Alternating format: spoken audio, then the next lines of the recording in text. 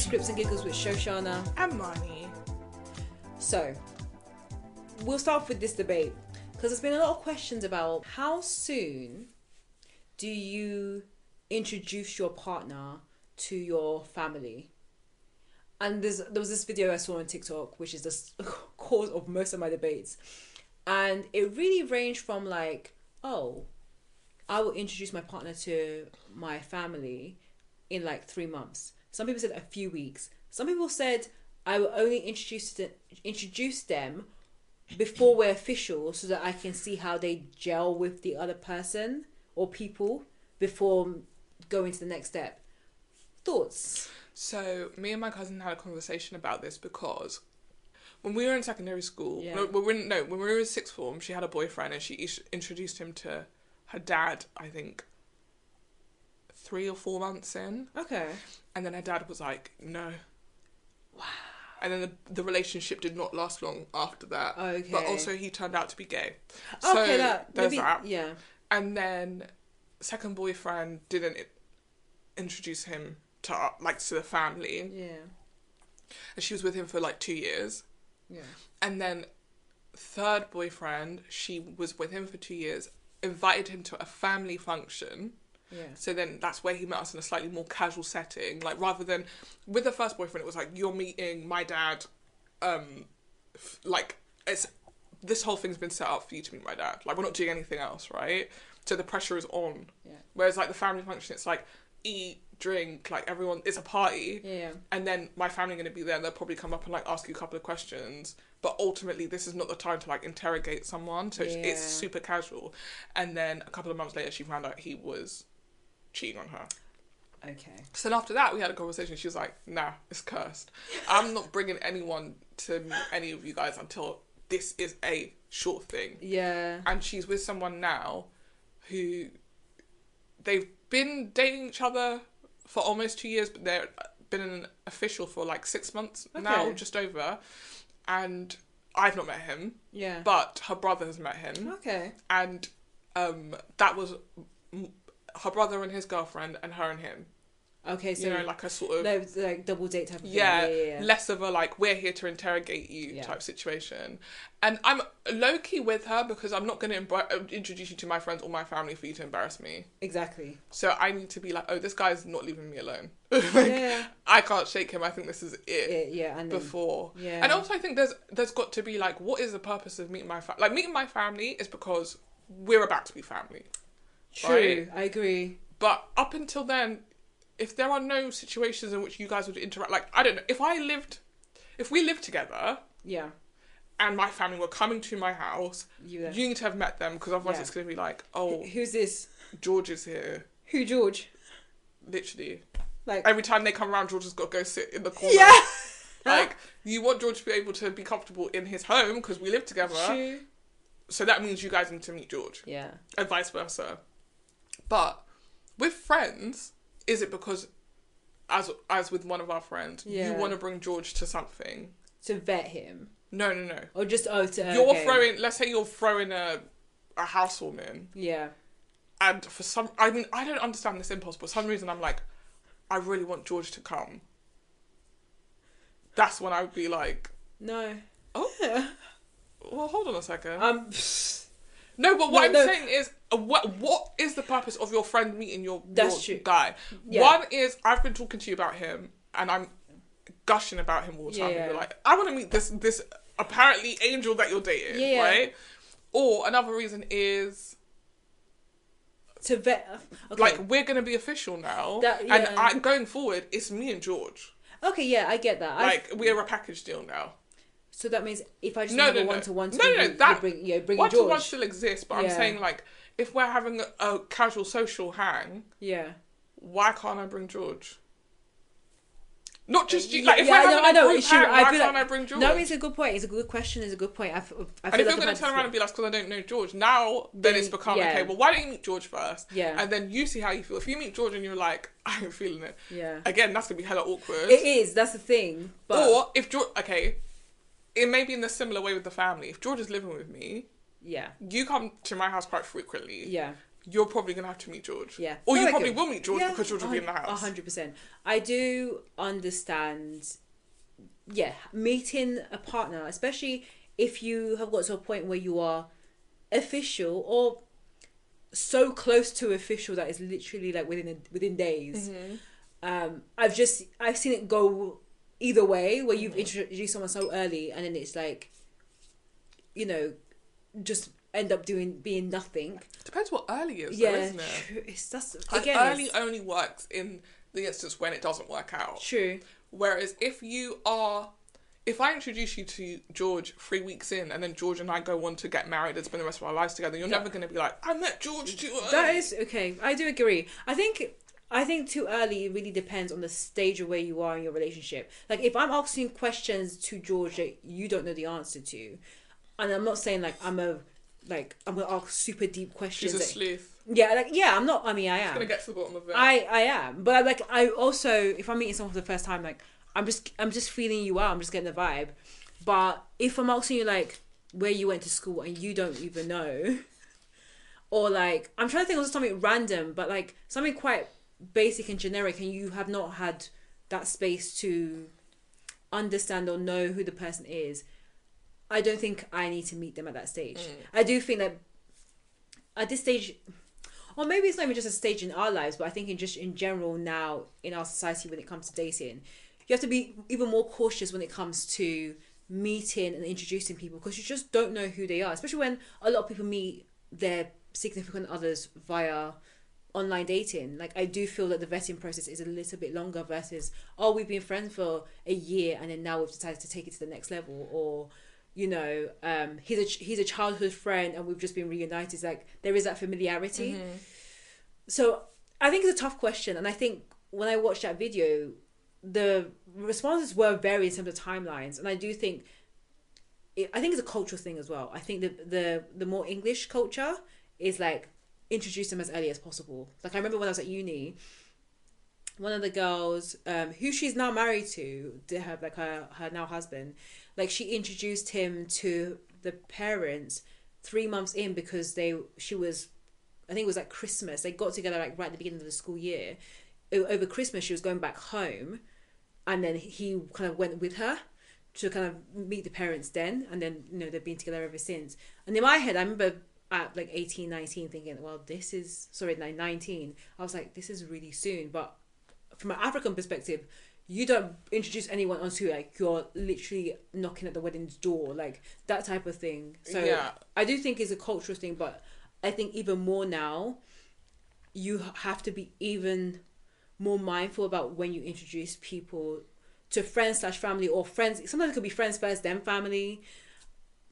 But I am also mindful about the early stage, because if I bring something or I identify something about the person that may not be the most positive, like after sleuthing or just asking simple questions, and it's like identified, well, maybe there's a potential flag that you need to kind of work on, and you don't, that's when it becomes awkward. Yeah, I think it's a culture and a situation thing. Yeah. Right? I agree with you. It all depends on the culture. Like, my sister was talking to someone, and she's based in Ghana at the moment, and the person kind of insisted on meeting our uncle. Wow. Like it would be the respectful thing to introduce himself to our uncle. Like, who is this, you know, person, this man who is talking to my niece and not like and hasn't presented himself to me, like and then they weren't even officially in a relationship, you know.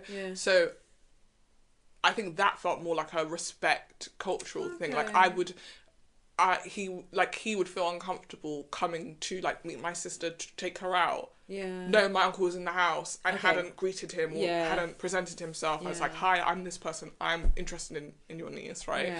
But I also think it's a situation thing, in that what you've just flagged, that idea of, am I meeting him to vet this person? Am I meeting him because I'm in the home that you guys live in now? Am I meeting this person because we're going on holiday, or like a group holiday, and you're bringing him? Like, what is the context? I think that is important too, because when I just think about it generically, I can't think of the right time for you to just randomly meet my partner.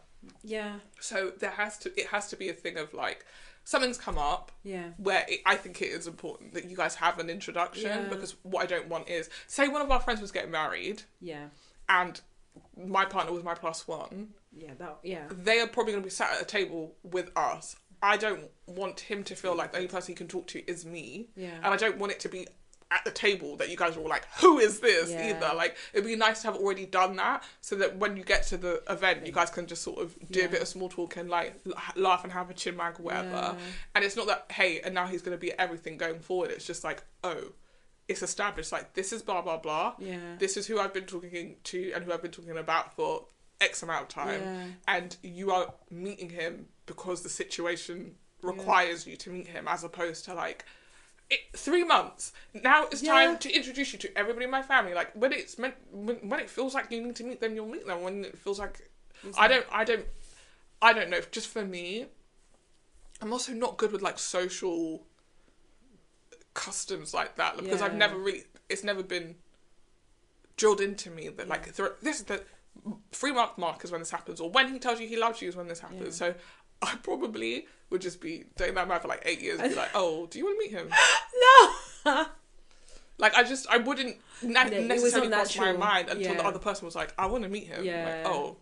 That is, I get that. It's very true. Yeah, I think it's an interesting question, because you're right, it's so nuanced. Like, the stages of relationships are not like cookie cutter. And I don't think they were cookie cutter or like very like linear before, but I think because people, and I've noticed it more and more on social media, that people are more secretive of like how much they share, or like being very mindful of like when they share things, or like not talking too quickly or too early. I think is a really tricky line to walk when you're introducing someone new.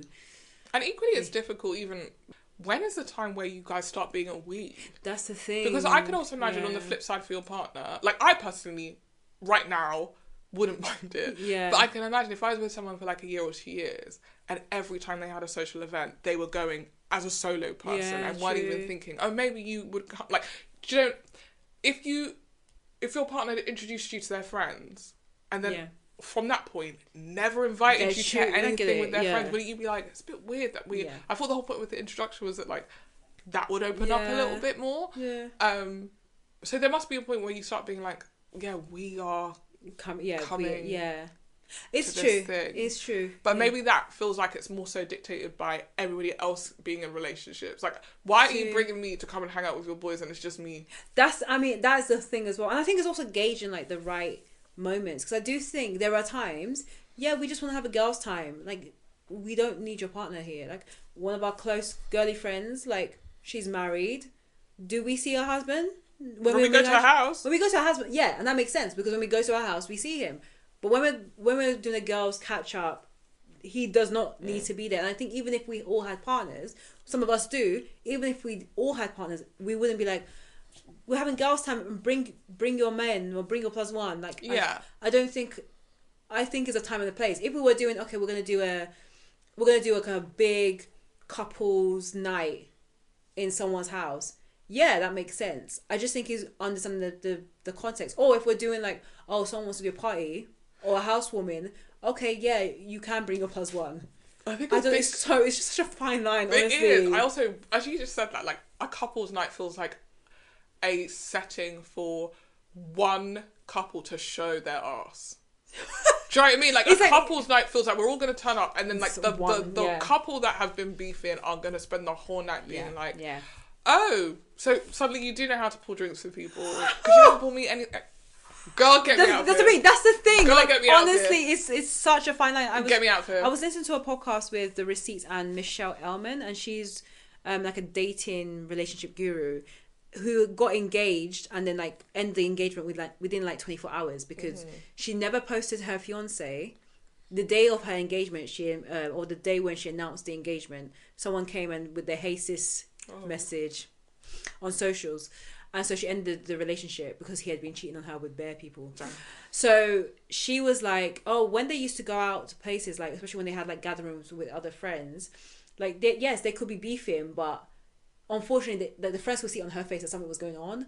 and they'll be doing like subliminal messages or like speaking under like harsh voices, like, oh no, don't do that. No, we'll talk about this later. Like, it's hard. Like a couple's night to me sounds like it could be the most fun thing or the most, like you said, the most awkward thing. Get me out of here. Like everyone's gonna come with appearances. I would hope not, but that could potentially happen. Or you just need to hope that the boys love the boys, all the boys love the boys.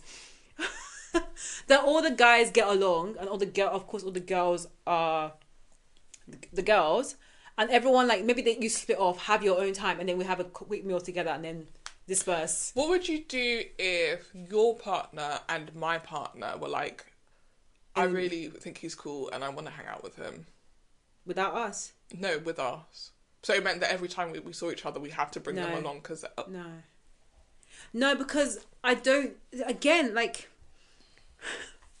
We've had a friendship for over 20 years. We have. They've just come into the picture. I'm so sorry. But they were like, oh, do you know who was really cool at the party that I met? Then you guys can hang out. Shoshana's partner. Yeah, then go and hang out. You guys can go to go for drinks or... yeah, but would you... I wouldn't be offended. Like, you guys gonna hang out, we're gonna hang out, and then we can chat. Yeah, but then how would you feel if your husband came back and he was like, I was just at Money's house? And the three of us were just laughing and joking. No, okay. Then I'll be like, okay, where was my invite? Surprise! That guy, there's a guy on TikTok that uses that song, and anything to do with politics, which is this pod is not about politics. No. But anything that happens, he's like, surprise, and he lifts his leg up. and I'm like, literally, girl, your leg is going to be up for the next 4 years. Yeah. There's no point. You're going to be the most flexible guy ever. So now you're feeling burnt. I will feel a bit like if your Money's house and Money's there and you guys are hanging out as a three. Of course Money was there. It's Money's house. I know, but that's a threesome. Like, I would not like that. Was I supposed to ignore your husband? No, okay. How can I put... Actually, you know what? So that's what I'm saying. Now we have to hang out. No, okay. Perfectly honest. I wouldn't actually feel a certain type of way because you would have told me this before, and I would like, look, I'm busy. I'm gonna chill. I'm catching up with Money anyway because we've got a podcast recording tomorrow. I wouldn't have said it because I didn't know. The boys made the plan. I've come home from work. Your husband's at my house now. I'm gonna immediately say... would have talked. I would immediately say, where's Money? Yeah. But where's Shoshana? But I would have talked... Like, we... And then he'll be like, oh, I didn't invite her. She said you guys are like boring or whatever.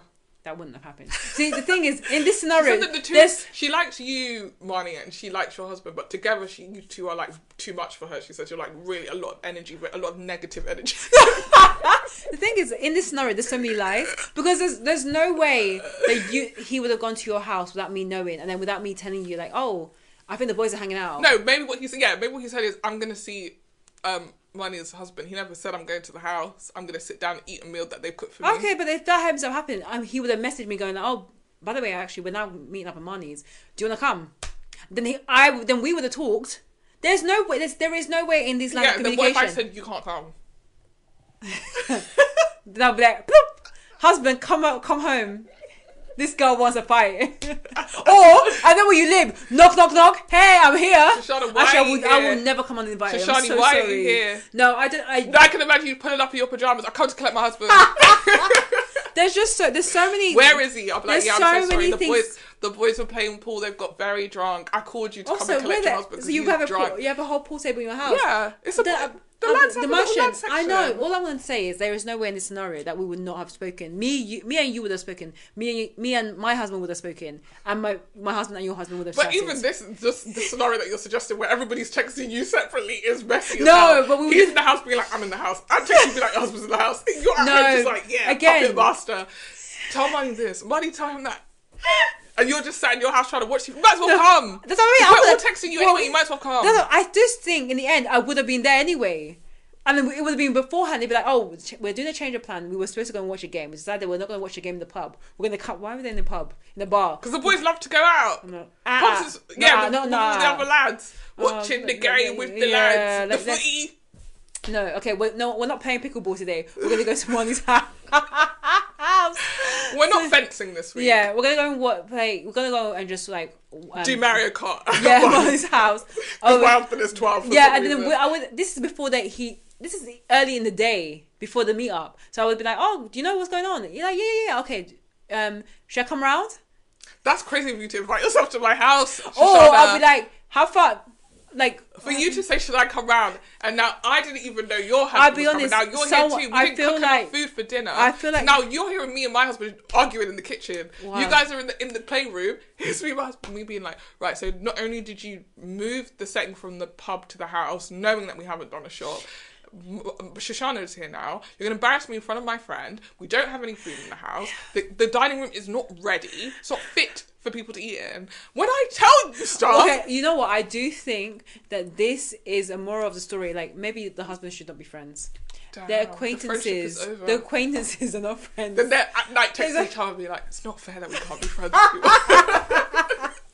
Okay. Carry on the secret friendship going forward. I just feel like it's so hard when you do the couples thing because the couples have to be healthy. Both couples have to be in a healthy space or keeping up some form of appearances. And then also, the awkward thing about this now is, God forbid anything happens to Shoshana and her man or me and my man. Your man's still friends with my old man. Yeah, that's the thing. That also happens. Maybe it's one of those things that's like, we're acquaintances, but we're not friends.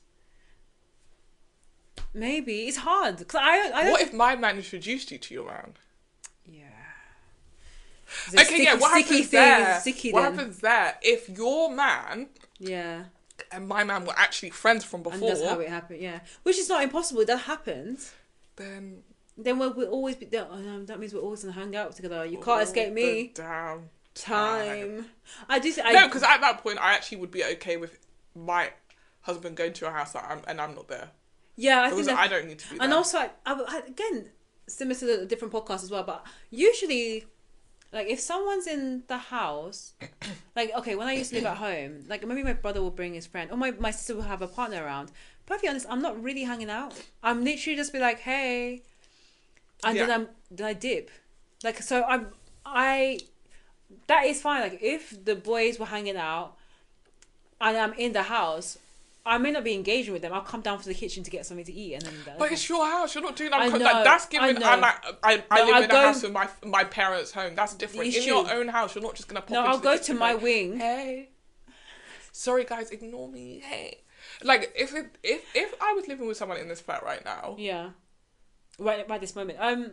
If I was living in this flat, as in like I met someone, they moved into this flat. Yeah. It would be really hard. Oh yeah, 100%. To not see them. My flat is not that big. No, I understand that, but like... We don't have a wing. We'd be recording a podcast and he's sitting right there. Oh, he's in the bed. He's reading his book He goes to the bedroom. He goes to the bedroom. No, he's sitting in the... He's fact-checking everything. He's part of the podcast now. Yeah, exactly. Like, it's true. And you know what? He'll start sniggering when we're having the joke. Yeah. I'm like, oh, God, now the order's being picked up on him. Guess what? 3 people on the podcast now. Yeah, true. Me, Shoshana and Elijah. His back. By popular demand. Do it improved. I do feel like it's hard. It's hard. The dynamic is hard, and sometimes you just have to work through it by it just happening. 100%. And with communication, even if it's a side text, I think that will help to like iron the questions of like, oh, look, you're in the house, and my man and your man is in the house too. Yeah. I don't know. It's such a interesting thing. I'm keen to speak to married couples who are in similar situations to get their advice. Usually, if you're cool with everyone is cool. Like, perfectly honest, yeah, I would just dip. Like, if the boys are hanging out, I don't really want to hang out. Like, I'm just not that kind of person. But I know there's some people who just sit there and be like, let's have a chat. Thing is, I'm actually one of the boys. Yeah, I've always been one of the boys, so I can like totally understand. Like, for me, the boys can probably be like, oh my God, Marnie, sit with us. I'm like, guys, come on, I've got some reading to do. So like, let's talk about the footy. I don't even watch football.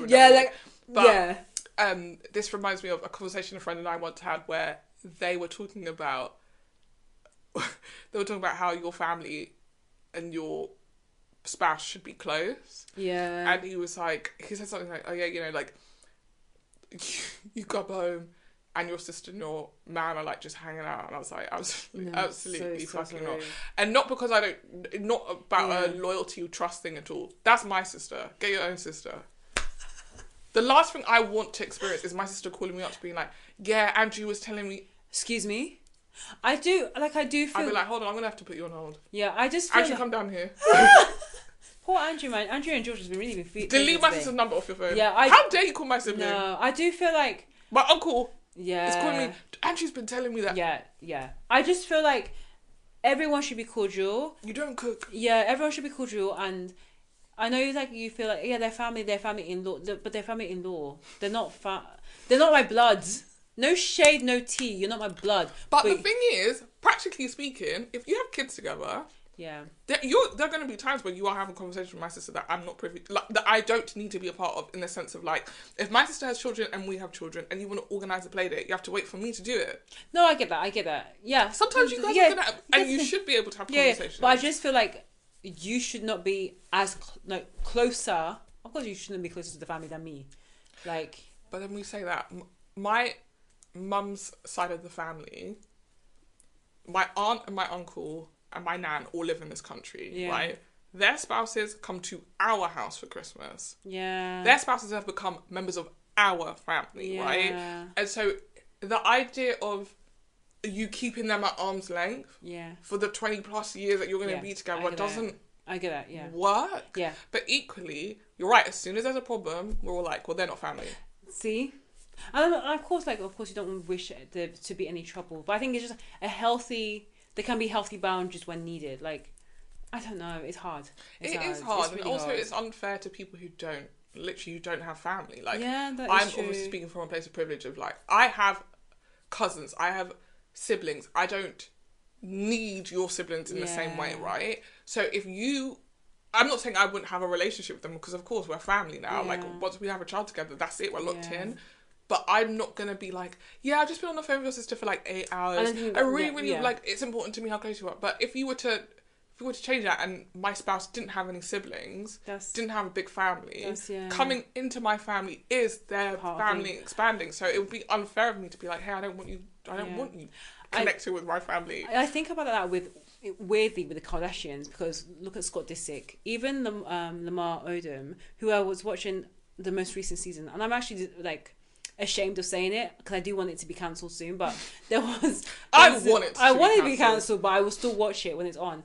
But like Scott Disick, for instance, he lost a lot of his family actually during the course of keeping up with the Kardashians. And like the Kardashians almost became his second family. And even though him and Kourtney are not together, of course they've had kids, Kourtney's had to step away. Like, she does not have as far as we know, she doesn't have that much of a relationship with him apart from drop the kids off, pick the kids up. But he still remains really close with her sisters, particularly Khloe. And it's like, it's a bit weird, and especially like Khloe and Scott have always had a... Yeah, they had a thing, like, I don't think like that. But I mean, if she said, would you? I think he would go down. Like, he would... You're messy. No, I'm so sorry. He's been like, they're commenting on her ass and stuff like that. Like, it's weird. It's really weird. But I wonder if, again, I've not watched the Kardashians that closely. There was a period of time where I was really watching. I think when she married Lamar. Yeah. But I get the impression that Scott's closeness with Khloe is him recognising that she is quote unquote the runt of the litter. Yeah. And that, like, she was always like the bigger one, the less pretty one, and that Scott's closeness to her was also like to boost her up. And that is why they have that, like, it kind of feels like a big brother little sister relationship to me, rather than like, I want to get in your pants type of thing.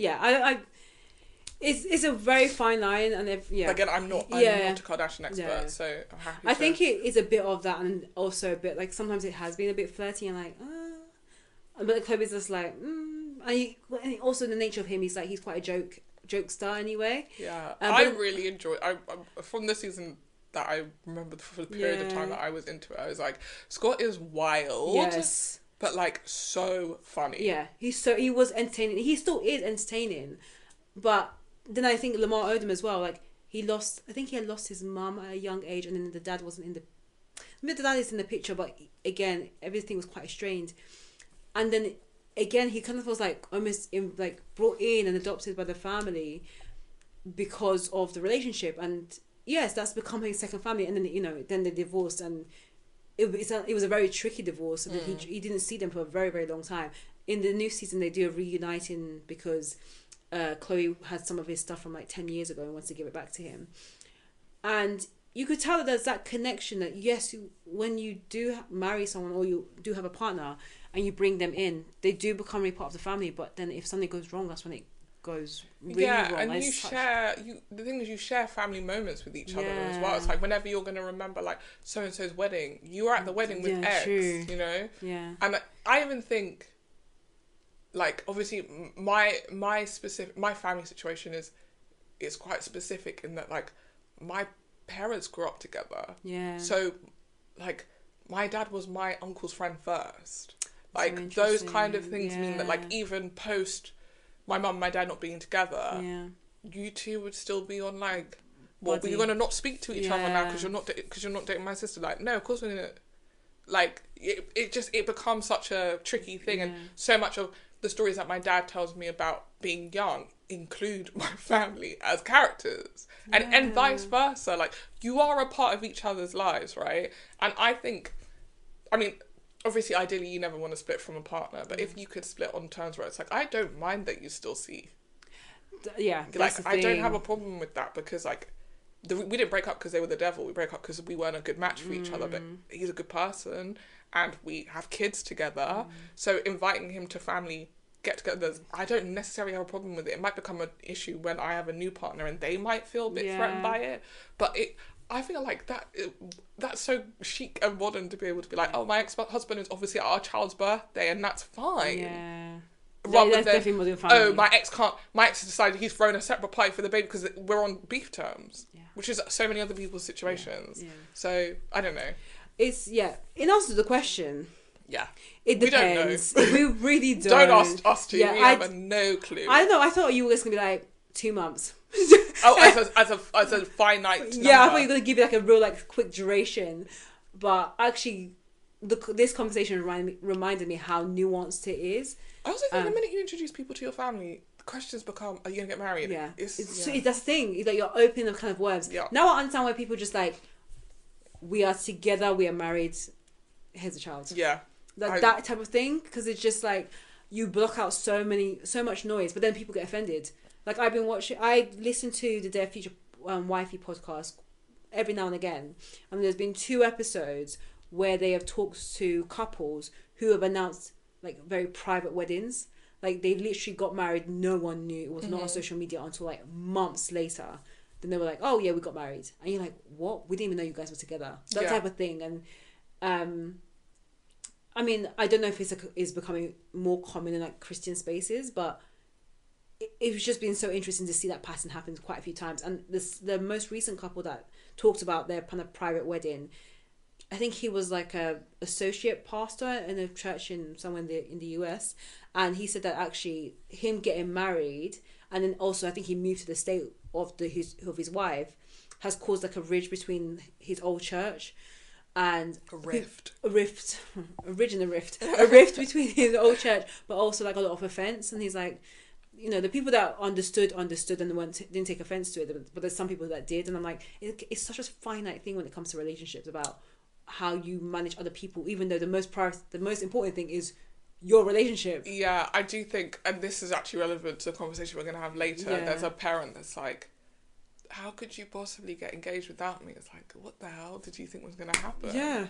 Like, I think some people do feel entitled to milestones in other people's relationships in a way that, like, I don't really get. Like, I think I've met on accident people my sister was dating. Yeah. She's never been like, it's time to present this person to my sister. Like, and I don't feel any type of way about the people that I haven't met because she's no longer with them. Yeah. Like, I will take you're telling me you want me to meet someone as this is it for me. Yeah. Like, I want this is who I want to be with. Yeah. And like the guy that my cousin's seeing, she's only just shown me a picture of this guy.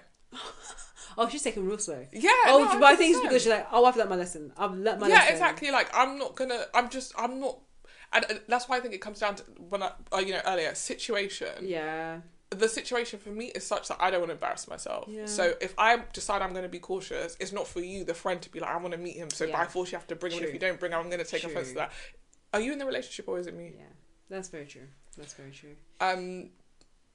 Very quickly. Yes. My thing, which kind of has a segue into this. Yeah, second debate. Yeah. My friend mentioned to me, this is less of a debate and more of a rant, I think. Okay. My friend mentioned to me that he got a message from an aunt out of the blue that said, hi, I was talking to your brother, and I was asking him when you and him are thinking of getting married.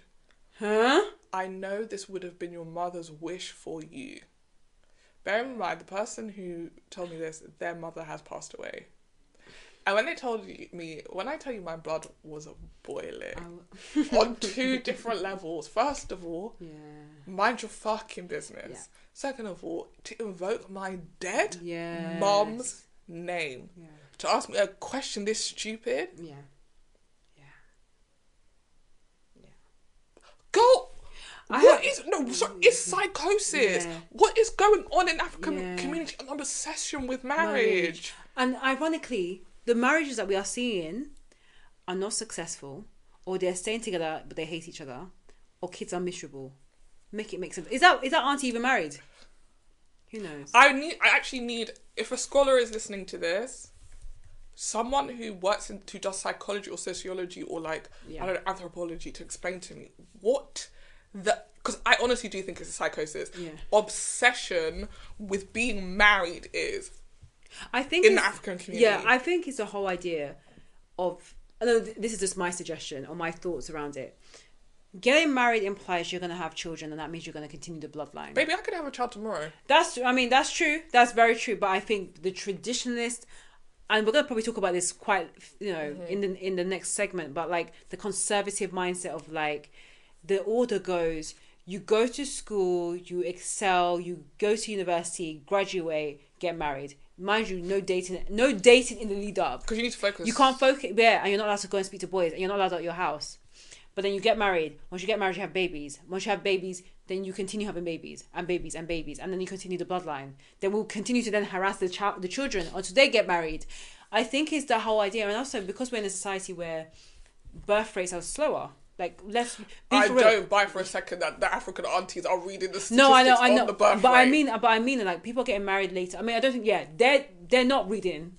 They don't read. Girls don't read. Like, let's be for real. But also, I think it's the whole idea that people are getting married later, especially people in the West. Maybe in Africa, maybe it's different. But people are getting married later, and therefore, I'm also having less kids because it's too damn expensive. Because again, a lot of people in Africa believe that being in the UK or being in America means that you're in the land of milk and honey. And honest to God, it's boring. It's actually boring. It really is not. It really is not it. Because if we was living in the land of milk and honey, why do you think we keep coming here in December time? Why do you think we're staying here for a month in December if we're living it up? Living it up. But then when we come to the country, you're saying we look pale. If I was living it up, I would not come here for a holiday. Yeah. Right? Because here, I'm not living lap of luxury. Apparently, I'm living lap of luxury in my house. Why do I need to go on holiday for my holiday? Exactly. So it's like, I think there's that idea. But also, I think there's this obsession of like the mantles of success or the signals of success. You know, graduating, going to university, having a good job, being a doctor, engineer, lawyer. So that means you're making money. And then having children is also a sign of wealth. I think that was all that. And then, you can't bring shame on the family. But I just think that it is... I'm not your child. And that's the thing. It's like... You actually woke up this morning and said, I need to write this message. Because they must know. Because I do... And if I don't say it, they won't know because their mum's obviously not here. So it's on me to deliver this message. It's so mean. It's dark. It's really dark. And also, like, I've seen aunties be saying to people, like, when are you getting married? I'm like, but the thing is, and I hate it because sometimes you're like, I either close my mouth and not respond. But if I respond, it's shady. Because the people that always say when you get married, they're not even married themselves. Or they're in the most toxic relationship. And I'm looking at you going, why can't you pick out of your own eye before you try and pick, Girl, you need to worry about your pension. You need to worry about how you are going to live post 65. If your man left you tomorrow, what are you going to be doing? That's what you should be worried about. Don't worry about me, sweetheart. Yeah. Don't worry about me, sweetheart. He told me that, and I think it's the mum part that is also. It's evil. It's manipulative. It's one of the things that, like, I remember. One time I had a conversation with my nan about this because I was like, the thing that is annoying. and the difference between me and my cousins is that if you want to manipulate them into doing something, you have to sort of appeal to their good nature. Yeah. If you want to manipulate me into something, you just evoke my dead mother, which I just think is like the lowest of the low. And I had to have a conversation. I was like, it's actually not okay for any small thing for you to be like, oh, is that the outfit you're going to wear? Your mum would be turning her up over it and like, excuse me? I literally had to be like, it's manipulative what you're doing, and it's not fair because you can't do that with other people. And I remember walking home and being like, so this is on top of the burden of living with the grief of losing a parent, you're supposed to live with the burden of knowing that at any point someone's going to try and use that person against you to get you to do what they want. Like, it's crazy. And then for that thing to be, when are you going to get married? That's what your mum would have wanted. First of all, you don't even know my mum like I know my mum. I don't need you to tell me what my mum would have wanted for me. Second of all, this person, I was like, does this person like check in with you quite regularly? He said no. See, that's why I feel like 2025 we should not be afraid to release the block button. Blocking can be, I believe in blocking. If you don't speak to me on a regular basis, block. Oh, I would. It would be response, hard block. I said to him, if that was me, I would have dragged that bitch and then blocked her. Yeah. Period. Because also, like, I'm 3,000 miles away from you. What are you going to do? I would have dragged her and blocked her. And then she would have had to call everybody. You can call every single other person relate to me. You will never. I will never apologise. The apology will never come. Happen. One day, you will be doing something and then you'll think, it was kind of mad of me to do that. Yeah. One day it will come to you. It's not today. Maybe it won't be tomorrow. Even when you get the lashing in the text and response back, you might not get it. But one day you'll get it because that's a mad thing to do. Yeah. Over simple. When will you get married?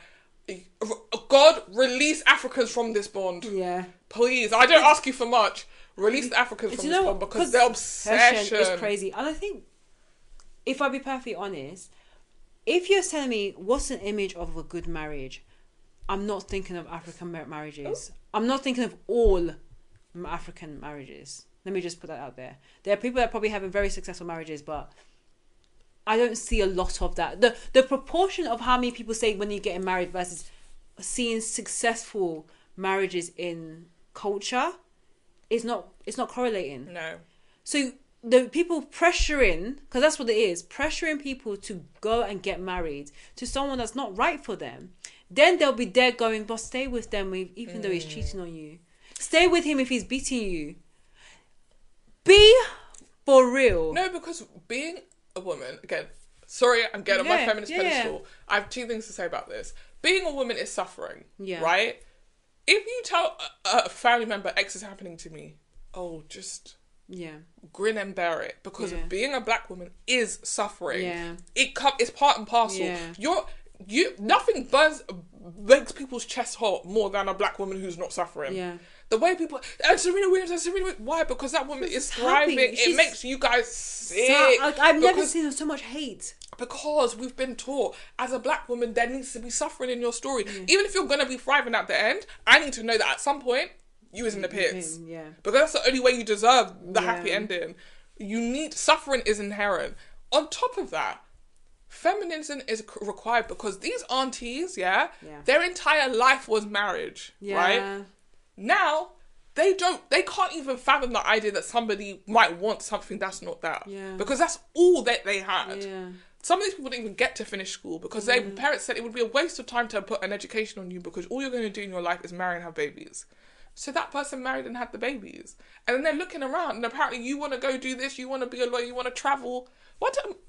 My grandma called my aunt. No, my aunt called my grandma and was telling her that her and her friend are going to go to Turkey. My aunt said to her, you're a mother. One day your daughters will get married. Instead of you to save that money for the wedding, you're going to go travelling. What? My aunt is 50 years old, by the way. My aunt... Your nan said that to my nan said to my aunt, you should be saving your money for your daughter's wedding. So, again, to get into her mindset, you as a woman, the minute you become a parent, that's it. Your whole life must be. You have no personhood, no more. You're a mum. Yeah. You need to devote every minute of every hour of every day to being a mum or a wife. That's it. You can't have hobbies. You can't be like, I've decided I want to do something for myself. Yeah. None of it. Even if you was to start a business, it's so you can put your kids through school. Yeah. They literally cannot fathom a world in which you might want to do something unrelated to those two things. Yeah. And that's why I think it weighs on them when they wake up in the morning and they're seeing you doing anything but that. Yeah. And that's why they feel compelled to message you, because they're like, maybe you don't know, but the only thing that is worth doing is getting married and having babies. Yeah. But that's the thing. When I hear comments, just in general, on comments like that, I always go back to the source. Like, who is talking? And trying to see, like, some of these comments are not really about me. It's a reflection of them. It's 100% a reflection of them. Like, people are saying, like, how can you afford it? It's a reflection because they have I cannot believe that. They're broke. The mentality of starvation. There's poverty mentality. Scarcity. The scarcity mindset. Oh, how can you afford that? Scarcity mindset. Oh, you need to get married. They are in an unhappy relationship themselves. Oh, you need to have kids. They don't have any kids of their own. Oh, like, I'm so sorry. Like, some of the things, it's like a reflection of them. Oh, they have kids that they don't speak to them. Oh, yes. Like, some of it is a real reflection of them, their behavior. So I end up feeling sorry for them. But sometimes, as I've learned in 2025, there's some things that you keep quiet and just leave, and there's sometimes you need to go and check them. Yeah. Sometimes you need to go and pop up and show niggas. Like, Kendrick has really been inspiring. He really has been inspiring. He really has come through at the time that we needed it. Yeah, I didn't realize it. I was like, yeah, but sometimes you really need to. Yeah. Even if in the most polite way, but checking them. 100%. I said to my aunt when she told me this, I said, the thing is, she's just jealous of you. And I genuinely have empathy for you, because at the time that my nan was born and came into the world, that was genuinely her options. Yeah. And she has devoted her life to that goal. Yeah. The idea that you have decided that your hard-earned money, you're going to spend it on you, it's unfathomable to her, because she's like, no, everything we do is for our kids. Yeah. It's for our kids, and then one day our kids and our kids, and that is what we're doing this for. And I don't think it's coming from a place of hatred. I genuinely think that she's jealous that, like, she's never had the chance to go, hey, maybe I could spend my money on me as well. She's either given money to her siblings back home. She's taking care of her grandchildren. She's bringing her kids to the UK. Everything has been focused in that way, right? And so what I said to my aunt, she's jealous. You do have the luxury. True. And you're just the next generation down from her, right? There's things that I'm doing that you'd probably be like, hey, you should be thinking about getting married, blah, blah, blah. But ultimately, you have a luxury that she just can't imagine. In the same way I have a luxury that you can't imagine. You're looking at me. My aunt had her first child when she was 23, right? And we've always said it, in our early 20s, kids were like, I was a child. Yeah, the furthest from our minds. She's looking at me and my cousins and being like, you guys are taking your sweet ass time. When are you going to focus? When are you going to clock in? Yeah. A bitch, I might not ever clock in. Yeah. I might not ever clock in. And that is my choice. Yeah, and that's the thing. And now, what we see in terms of the media and society is like, we're seeing women and families happening later in life. We're having that people are giving birth like in their late 30s and their 40s. For heck, Janet Jackson did it in theher 50s, like, bro. Oh. Like, there's people that are doing so many other things. There's some people want to be child free. Like, one of my friends told me that she didn't want to have children. She was the first friend that ever told me that. And there was another friend who told me she wanted to only foster. And I was like, it blew my mind. And this was teenager, uni. One was at uni and one was like in my early 20s. And I was like, oh my gosh, I've never seen that before, because it was just never. It was always seen as taboo. Never an option. It was never an option. It wasn't even explored the idea. Yeah, exactly. The only reason why you wouldn't have a child is because you couldn't. Yeah. Nobody had ever put to me it's a choice. I was raised to be like, at one point you're going to get married and you're going to have kids. Yeah. That's just what you're going to do. That's what you do. Yeah. And I think, like, as each generation comes, we are shattering a perception. And I think all you can do is, like, the biggest revenge is living your life unapologetically. Yeah. And I think, yes, I do hope your friend gives the aunt the lashing that she 100% deserves, but it should not change anything he's doing in his life, because he's living his life unapologetically to the point where he almost triggering to the aunt to go and send that message. 100%. And the other thing that's crazy, I didn't even know people were on men the way that they're like. Obviously, we've been receiving stuff like that because we're women, and biologically, apparently, the power of pregnancy is only to us, right? Nobody's factoring in. Someone has to make me pregnant. Yeah, they're like, no, you have the power to be pregnant. If you decide tomorrow you want to be pregnant, you'll be pregnant. I didn't realise that people were getting up in the morning and messaging men and being like, you need to get married. I mean, when are you gonna get married? I feel like maybe the focus should be like, you should need to be a good man. These are lessons on how to be a good man, how to be a good husband. Like rather than wasting your time saying you need to get married, there's just so many other things in life. So many other things. And you guys don't take the point. I feel that's the other problem. Because you can only conceive of marriage children. You never take the time to ask young people, what is it that you want to be doing, right? Same. Because I will support you 100% on whatever it is you want to do. I just don't know what it is. So I'm assuming maybe you want to get married. Is that what it is? And we could tell you, oh, this is my focus right now. This is what I'm trying to do. Yeah. And then you could say, okay, work. I'm going to start messaging you, being like, I'm praying for your job thing. I'm praying from your... Even if it's, I want to learn to ski. I'm praying for you that you learn to ski. Like, that's what white people have, right? Yes, yeah. That is a world that they have. And that's the thing that, like, growing up in the West, you're looking at that and being like, oh, apparently people's parents can be supportive of them. And then you're going home to parents that are... I think the crazy thing is, sometimes it's not even your own parents. It's friends of your parents stopping you in the street being like, oh, I haven't seen you in a while. What are you up to? Then you've been telling them, oh yeah, I've got this job, I'm working here. Like, oh, no wedding ring.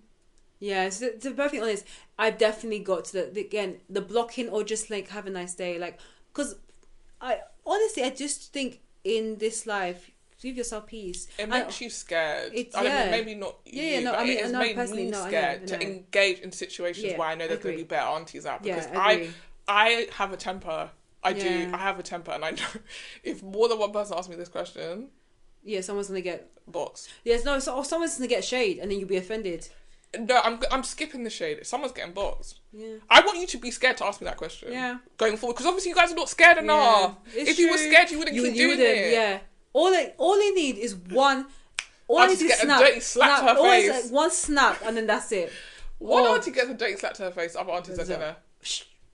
And I think like the most important thing is that we do not grow up to be those aunties. Oh, 100%. But I do think there's a very high unlikelihood that that's gonna happen. I think the problem with it's interesting about like seeing the trad wife stuff coming back and the conservatism and all of that stuff and like the abortion ban, all of this comes back to like narrowing your options as a woman again back to wife and mother. Yeah, and I think that's going to be a key thing we're going to talk about in the next when we do the review of Love Is Blind. But yeah, you're seeing that like constant contrast of like girl boss versus trad wife. Yeah. Like what the hell?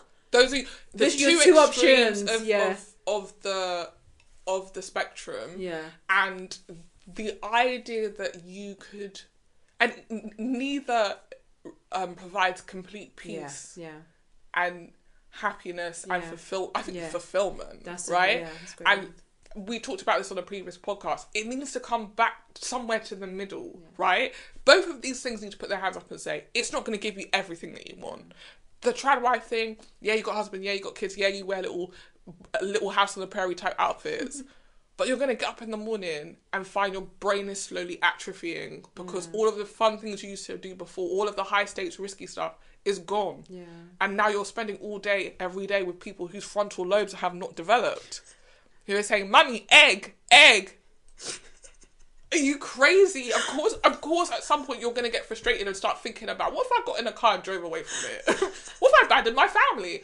And then on the flip side, girl bossing all day, every day, dealing with idiots in the workplace, come home to an empty house. With the frontal lobes who have not yet developed. To come home to an empty house and be like, is this what I'm fighting for? Is this what I'm fighting for? You can't be on holiday every day, right? Every time you go on holiday, this is what I'm fighting for. But some days you are working all out under the sun to come home and sit in your house, no food cooked, house filthy, clothes not ironed. Oh yeah, you iron your clothes. As you know, I do not. 2 hours sleep, get up and go and do that again. You're going to get burnt out. So the two options are hate your family, get burnt out. No, there's got to be something in the middle where it's 100%. Like, I have a job and I have family. And it's balance. And there's balance, and I love them both. And sometimes, there'll be some times in my life that one will get a bit more priority than the other. And it's other times when one part will get the other priority. But also, if I live into a balance and I show that example to my future generation, whether that's kids or other kids around me, that is a healthy image to show being a woman. To aspire to. Because I don't think I have any auntie where I'm like, I want to be just like them. Everyone is like, I don't want to be like them. I don't want to be like them. It's like everyone's example around me is what not to do. Which is sometimes it's a good learning. It's good teaching. But I would love to see examples of women, not just only in my age group, because I see a lot of women in my age group, or maybe just a little bit older, but I would love to see that the older generation being like, that's the kind of woman I want to be. Maybe we have to be that generation. Hopefully. When I was a kid, I've mentioned this on the podcast before, I'm sure, I was obsessed with my aunt. Like, I thought she was so cool. She, like, went to university and she, like, graduated and, like, in my living memory, she had a job and where she had to, like, wear smart clothes. I was just, like, obsessed with her. I was like, she's so cool, she's so smart. That's who I want to be. And it was such a disappointment when she left that job and ended up just being a housewife to me, because it was like, I thought you had like figured out how to like navigate the world to like avoid the rat race of being a housewife, and they got you too. And now basically what you're telling me is like, if you're smart, if you're not, it doesn't matter. None of this stuff matters. All end up in the same place. Exactly. And my mum's telling me every day, if you don't want to be like me, go to school, study, you're going to get a good job, just to end up being right back where I started. Like, like, as a kid was so, like, what... I have such a vivid memory of the disillusionment from that. Like, that and, like, learning that I was poor are the two biggest, like, formative moments for me. And be like, damn, I really am poor. And then learning I was black. Like, I had the exact moment where I learned I was a woman, where I learned I was poor, when I learned I was black. I think the black came a lot later. Black came at university. Poor was early. Poor was, for me, secondary school. Going to people's houses and be like, you live like this? Okay, I get that. You live like this? Yeah, no, I think Paul was Paul was primary. I think I could see it from so early. And then, what was the other one? When you learned you were a woman. That one... I don't know if I'm still figuring that one out. I love that. I think that's fair. I mean, I still, like, I definitely got the, like, when are you getting married, stuff like that. It's not been as much, because I really realised I don't go to as many functions like that with a lot of aunties. And also, I think changing my church at my early 20s probably helped, because I went to a more multicultural church versus an African church. I left the African church when I was 20... How old was I? I was in my early 20s when I left, like, a predominantly African church, and I've been in predominantly multicultural churches since, which, I'm perfectly honest, yes, they talk about the single ministry is loud, but you don't get as much as, like, when are you going to get married? Where's the ring? Oh, you're speaking so much. I don't get that. Like, I get more jokes about, like, oh, you fancy him from my friends at secondary school and early 20s, but, like, I think that the woman part, maybe not as much, because I think I've probably tried to escape some of that. No, I don't blame you. I still think for me it was even late. You know, some people figured all of that stuff in primary school. I think I had quite a romanticized view of the world in primary school. Like, I thought my mum was so cool. Again, a working woman. She was like, she lived by herself. She took care of herself. She's incredibly independent. My nan was not with her husband when I lived, like, when she was raising us. Again, incredibly independent. So in my head I was like, this is what it means to be a woman. You're just out in the world, living your life, being independent. And the aunt felt like the pinnacle of that, right? Like, you can be independent, taking care of yourself, and educated. Like, that is the thing. That's what we're working towards. And so, like her being sucked into a relationship that even as a kid I was like, this doesn't seem good, just made me feel like, honestly, being in a relationship is some form of punishment. Like, you are being punished for being a woman. You're being punished for having a heart. You're being punished for being romantic. You're being punished for even living as an independent woman in the world. Because someone somewhere is scheming on you. They're like, I'm going to get her. I'm going to get her and turn her into a shell of herself. And again, I was in secondary school and I was like, is this the fate of what is happens, ahead of all of us? Like, we're all sitting here being like, I'm different, I'm smart, I'm different, I'm smart. And then I'm seeing people who I thought were different and smart go down the same road. Maybe it's inevitable that I will find myself in a similar position with some guy who's not worthy of me, but that's the plight of being a woman. At some point you're going to be either dragged down by some guy or you're going to be dragging him along. I pray to God that's not our story. 100%. In Jesus' name, amen. But like, it hasn't been to this point. But I think the independence part, like maybe the women and independence thing, are probably interlinked. Where that part, similar to you, like a lot of women around me growing up were single and doing it, like, or like there's a lot of divorced parents around me growing up. So all I really saw was a lot of single mums doing it and leading, and not as many like fathers. So maybe the woman thing is probably a lot earlier than I thought. Yeah, I think a lot more earlier. Subtle. Yeah, it's really, really subtle. It's so subtle because I would be a different person had I grown up in a home where everyone was married and happy. Yeah. And I think we've always said it, and we've talked about it. I think definitely on the pod. Yes, we have. Like our friends, all the friends that are married. Grew up in two-parent homes. Yeah. Every single one, and it's really sad to think about it that way. But no, sorry, not sad. Of course, it's like I'm incredibly happy for my friends, but it's also like, you know, when people are like, well, divorce does impact, or being in a single parent home, that is an impact. Yeah, it actually does, because you only see one model of a relationship, and I think you have to work almost, I hate to say the word, twice as hard to break that thing. Like, we're going to talk about it in Love is Blind, because there is, I think there is something to talk about with one of the couples where the wife is from a divorced home and the husband isn't, or the woman is from the divorced household and the guy isn't. But I do think you have to work twice as hard to almost like break the perception of things that you've seen in your past growing up, or break the image that you've seen of divorce and the impacts it can have on a relationship. So I don't know.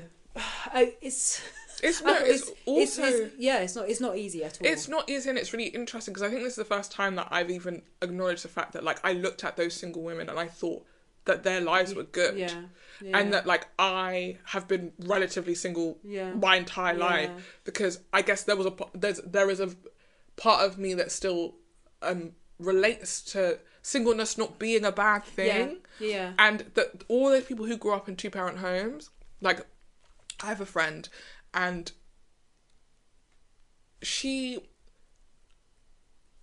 I don't think ever felt fulfilled in the relationships that she was in to this point, but I've only ever seen her be single for max 3 months, and I've known her for 10 years. And I think it's just because when you see relationships around you, it's the norm.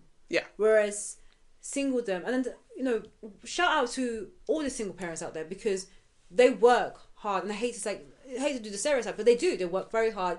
They continuously work to break that perception of it being bad, but it's not easy. I think it's safe to say.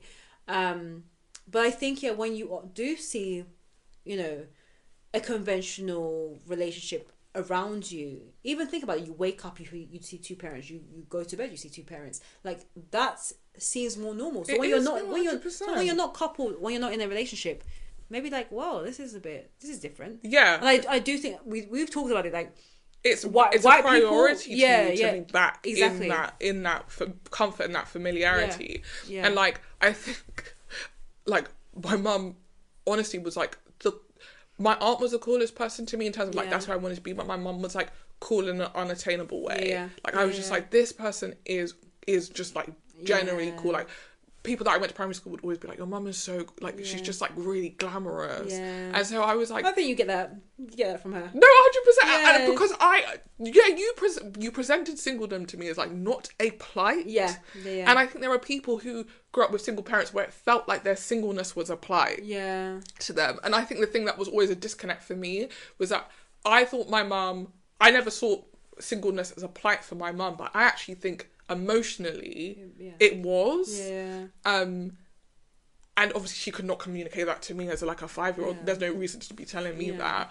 And so then the message I got was like, she is cool up until she gets into a relationship, then she stops being cool. So in my head as a kid I'm like, men equals not cool.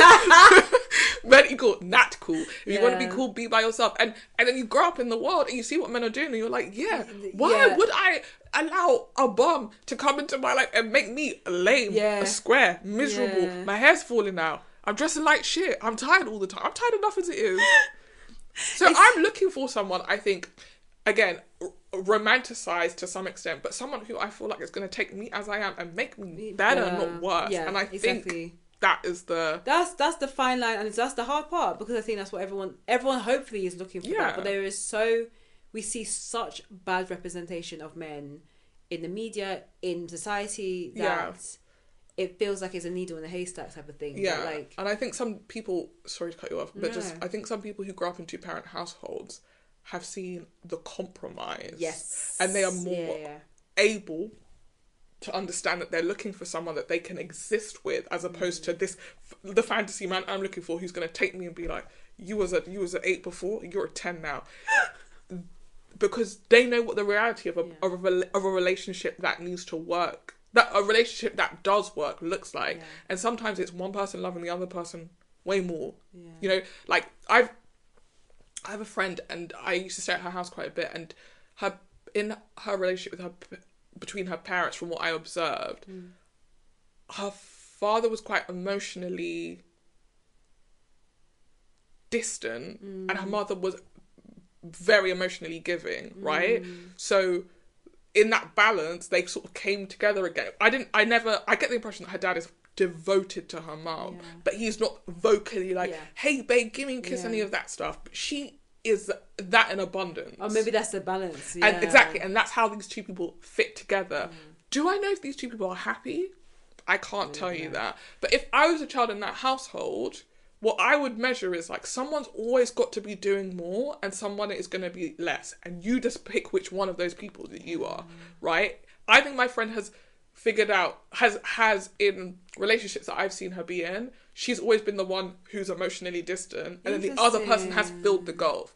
Every time she's been like, oh, I'm talking to this guy right now, I then met the guy and he's like, I would die for her, I would kill myself for her, and my friend is like, he's fine. You know? And so to the point where at one point I spoke to her and I was like, do you like any of these guys? And she was like, well, I like that they like me. Interesting. And that was real as fuck. I don't begrudge her at all, because she was like, I've seen how this works. For us to like each other at an exact equal amount is not how this works. You just need to find, we can't both be emotionally distant. That doesn't work. And we can't be both emotionally overflowing, because then this relationship will consume us. There has to be give and take. And I've decided I'm the person who takes. And I need people who give. So interesting. And every relationship she's been in, they have been giving. And the time where she was not in that, it kind of I do think I mean I think even people in two-person household probably sees things and has to learn from perhaps the learnings or mistakes from their parents or the successes of their parents. But it's just very interesting. Your upbringing impacts your view of relationship. Is just very, very obvious. And I can't even remember how we got to this point, but like, how do we get here? Just to the original question, or to the original rant about people's obsession with like marriage and stuff, feminism, and how I just think that whoever, if a Reddit does start for this podcast, someone keep account of every time I have turned any topic into a feminist rant. That'd be great. Probably once every couple of pods. Yeah, a colleague was saying to me the other day, I said something about, we were talking about relationships, and they were saying something about like women. The thing about women is when they have sex with a man, they have feelings for him. And I was like, okay, I'm gonna cut you off for a sec, right? I think men's inability to fathom that some women honestly don't give a heck about them is what's blocking your community from growing as people. Not every woman is like, I slept with him and now I want him to be my husband. It's like, there are, and I say this respectfully, hoes out there who are like, this is just dick to me. Yeah. I don't want to see you again. I don't respect you as a person. And in the same way, there are men who are like, yo, this is just dick to me. Like, that'd be interesting, yeah. I'm just trying to put the dick down. I'm not trying to introduce you to my mom. Yeah. This is sex. Yeah. I don't understand how you guys can't fathom that there are women like that who's like, oh, here she goes on her feminist rant. I'm like, it bothers me. Oh my gosh. I don't think it's a feminist rant. It bothers me that people refuse to accept that women are a spectrum. Yeah. In the same way, race is a spectrum. Yeah. And, I don't know, neurodivergence is a spectrum, and disability is a spectrum. Like, women come in all shapes and sizes, and because of your upbringing and because of the way that your brain works, you might not care that you had sex with a man once or 18 times even. Yeah. He might be on his knees, please, I love you, and you'd be like, God, this. It was just physical. This was bounce. I'm sleeping with 8 other people. Leave me alone. They cannot get their heads around it because it's been trained to. Women love men. Yeah. They love men. So if you give them an inch, they're going to take a mile. And I think it's the whole idea of like, if a man can do it, it's fine. If a woman can, is a problem. Again, another theme that we're going to talk about. Let's jump straight into the review. Yeah. Shall we? Yeah, let's do it. So, we were going to talk about industry, but guess who decided to show up on Valentine's Day like it was a romantic gift that you didn't ask for? Love is Blind season... Is it 7? 8. Jesus. Season 8. Yeah. Location, Minneapolis, Minnesota. This is the longest pod period of any season, and I refuse to go back and check if that's true because it felt weird when we got to like episode 3 and no one had met. Yeah, and I was like, what the heck is happening? Like, no one had really got engaged. Maybe like one couple had got engaged at that point, and I was like, and what were they doing in the meantime? Chilling. Just like reading books, chilling, already on their honeymoon. It's weird. I came into this season, got to the end of episode 1, and I was like, something is off. Yeah. 100%. I had to go and check the time. I was like, how long is this flipping episode? I was like, an hour 15 minutes of chat. Yes. And just generic chat. Like, we talked about this briefly off air. Dating, right, is only interesting to the people who are doing it. Like, dating, just general dating is actually not that interesting. Yeah. It's going up to people and being like, what's your favourite colour? What do you like to eat on the weekends? What's your mum like? Just like fucking boring conversations until you actually start to have feelings for each other, and then you're getting into the juicy stuff. Yeah. And we had to watch an hour and 15 of that with like, honestly, the most interchangeable men of any season I've ever watched. Men were they were cutting to different men, and I was like, this is a really long date. Yeah. I didn't realise it was a different dude. Yeah, exactly. I was like, I don't even know who names are. The way that, and I'm going to go through the nicknames later on, but like, I didn't have any idea who's who, what their names were. They all look the same. Ben, Alex, Mason, Dave. I literally didn't know anybody's name. And the maddest thing is, like, you know when you're watching the people when they're in the boys' quarters and the girls' quarters, and they're like, I really have a crush on X. You're like, who is that? I was like, who the hell? Who is that? Who? And I was like, who is that? Yeah, there was, for context, they also said this is the biggest group of contestants they've ever had on a show. Where? Apparently, apparently that's what Nick and Vanessa said at the beginning, that Minneapolis is their largest contestant pool, which, perfectly honest, the casting is one of my biggest issues, because for all that casting and all that pool, how is it the same pool of the same people but in different fonts? I've never been more confused. Yeah. Like, most of the time, maybe when you come into episode 1, you're like, these are just nobody people, right? Yeah. And by the end, you're starting to be like, okay, that's that person, that's that person, that's that person. I don't think even by the end of 3, I knew who was who. Yeah. I had a bit more of a sense of the women, but the men, I was like, I'm confused because the chat is the same. Yeah. Every single one. Like, it's not even like, okay, they might look similar, but you can feel like one of them is the funny guy, one of them is dead serious, one of them's a bit cheeky. Like, it was the same chat. Perfect. It was like apart from Dave, who was trying to insult women. Exactly, Dave was trying to insult women, and then long hair guy, what's his name? Ben? No, I don't know, girl. Oh god, Craig, Ben. No, he definitely isn't Ben, but goofy Georgie. Guy. Let me just find the couple. Matt. He feels like a Matt, actually. He could be a Matt, but like. It's only not it's definitely not. I think he basically Charlie. No, you could be a Charlie if you really wanted to. If you really wanted to, you could be a Charlie. Not Madison, Alex. Who are all the couples? Sorry, Monica and Joey. Like, but the only reason he looked different because he had long hair. Yeah, he looks different. Yeah. But again, I just think the nature of the conversations was very surface level. Yeah. And very like, I mean, this is an ongoing meme / joke about Love is Blind, but people will be in there being like, when I was a kid, I read a book. I'm like, oh my God. I read books when I was a kid. Oh my God, we should get married. Like, it's that kind of feel. Like, every conversation is people being moved to tears by, like, really, really normal, like, generic things that everybody does. No, it reminds me of Love is Blind UK. Yeah, my granddad was called Jules. And they're crying, and I'm like, is this incest? Because one is incest, two, are you guys, like, on drugs? And I don't mean that in, like, a superficial way. I'm genuinely, like, when you are on drugs, sometimes you do get really emotional about, like, when you're drunk and you get really emotional about, like, maybe they're all drunk constantly. Maybe. But some of the things that you guys are getting emotional to, I'm like, what is going on? Reason for being upset? I will say Americans do it to the nth degree. Like, every other market is like, they have the connections. They're like, wow, this is spooky. But this one is like, oh my gosh, you have one longer finger than the other. Oh my God.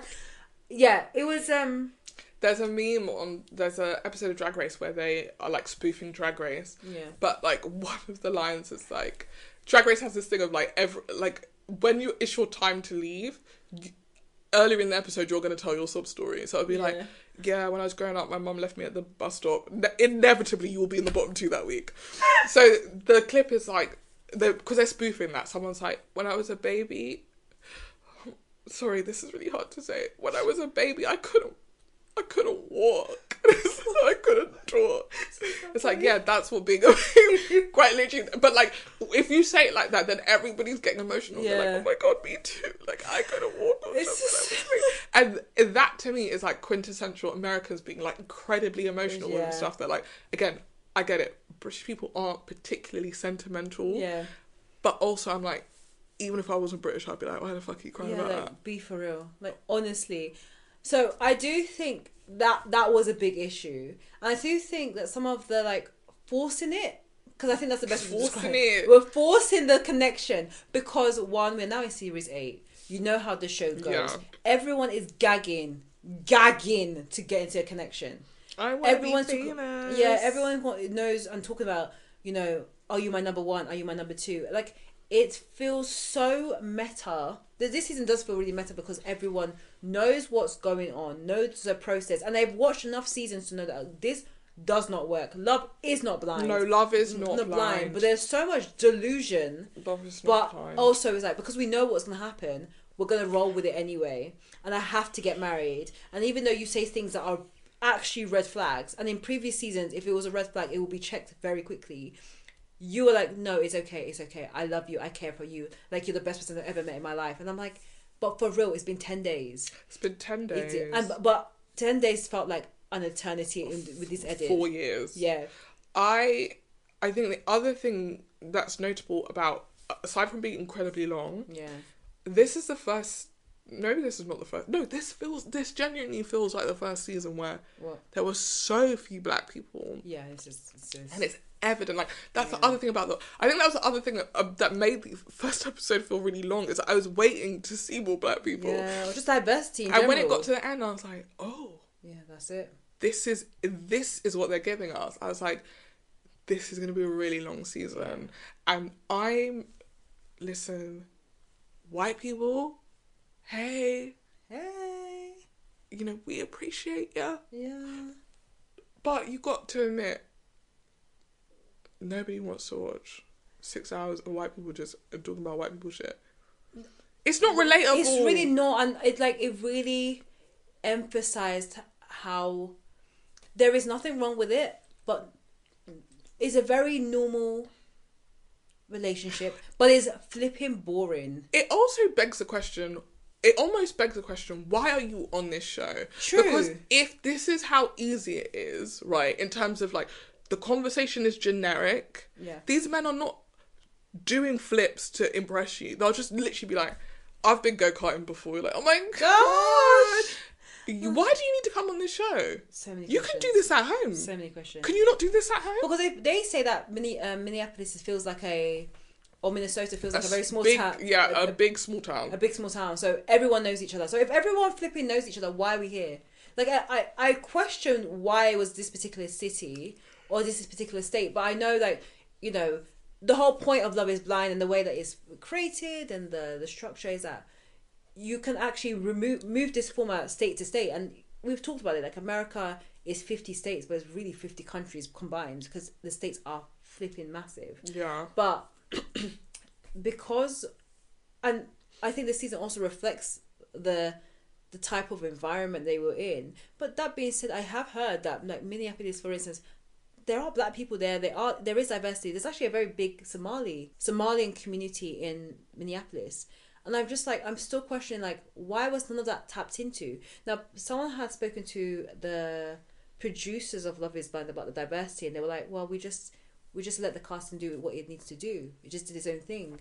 It's just reflecting what we saw, which is a lie, because you reached out to men on IG and Instagram and social media to come on the show with Taylor and Short King. What's that guy who likes Christmas?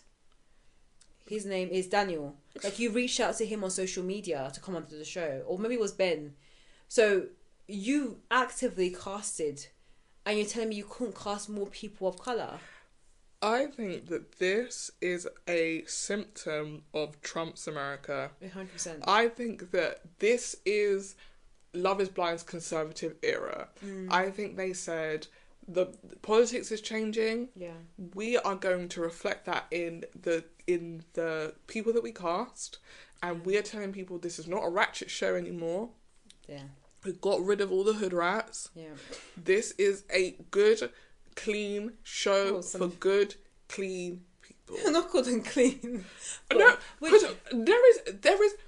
I think the problem overall with this season is there is so little drama because they've cast just like carbon copies, uninteresting people whose drama is uninteresting. Yeah. The drama with Ben and the girl on TikTok who's tweeting that comes to nothing. Yeah.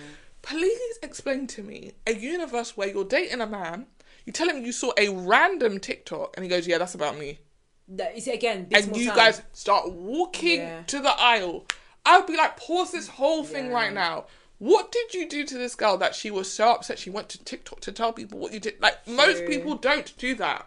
And the thing is, we have just seen it the last season with Ashley and Tyler. Now, Ashley decides to stay, but then they get divorced. Yes, that's a wrap. That's a wrap. Honestly, a wrap. And it didn't even last a year. Yeah, I'm so keen to see her tail between her legs to come back on social media and say, "Please forgive me." I was misled. Yeah, and the thing is that was unfortunate because the Instagram stuff and the TikTok stuff came out after the show had aired, whereas this is happening during the show filming. And you know they set that up as well, because there's no way that.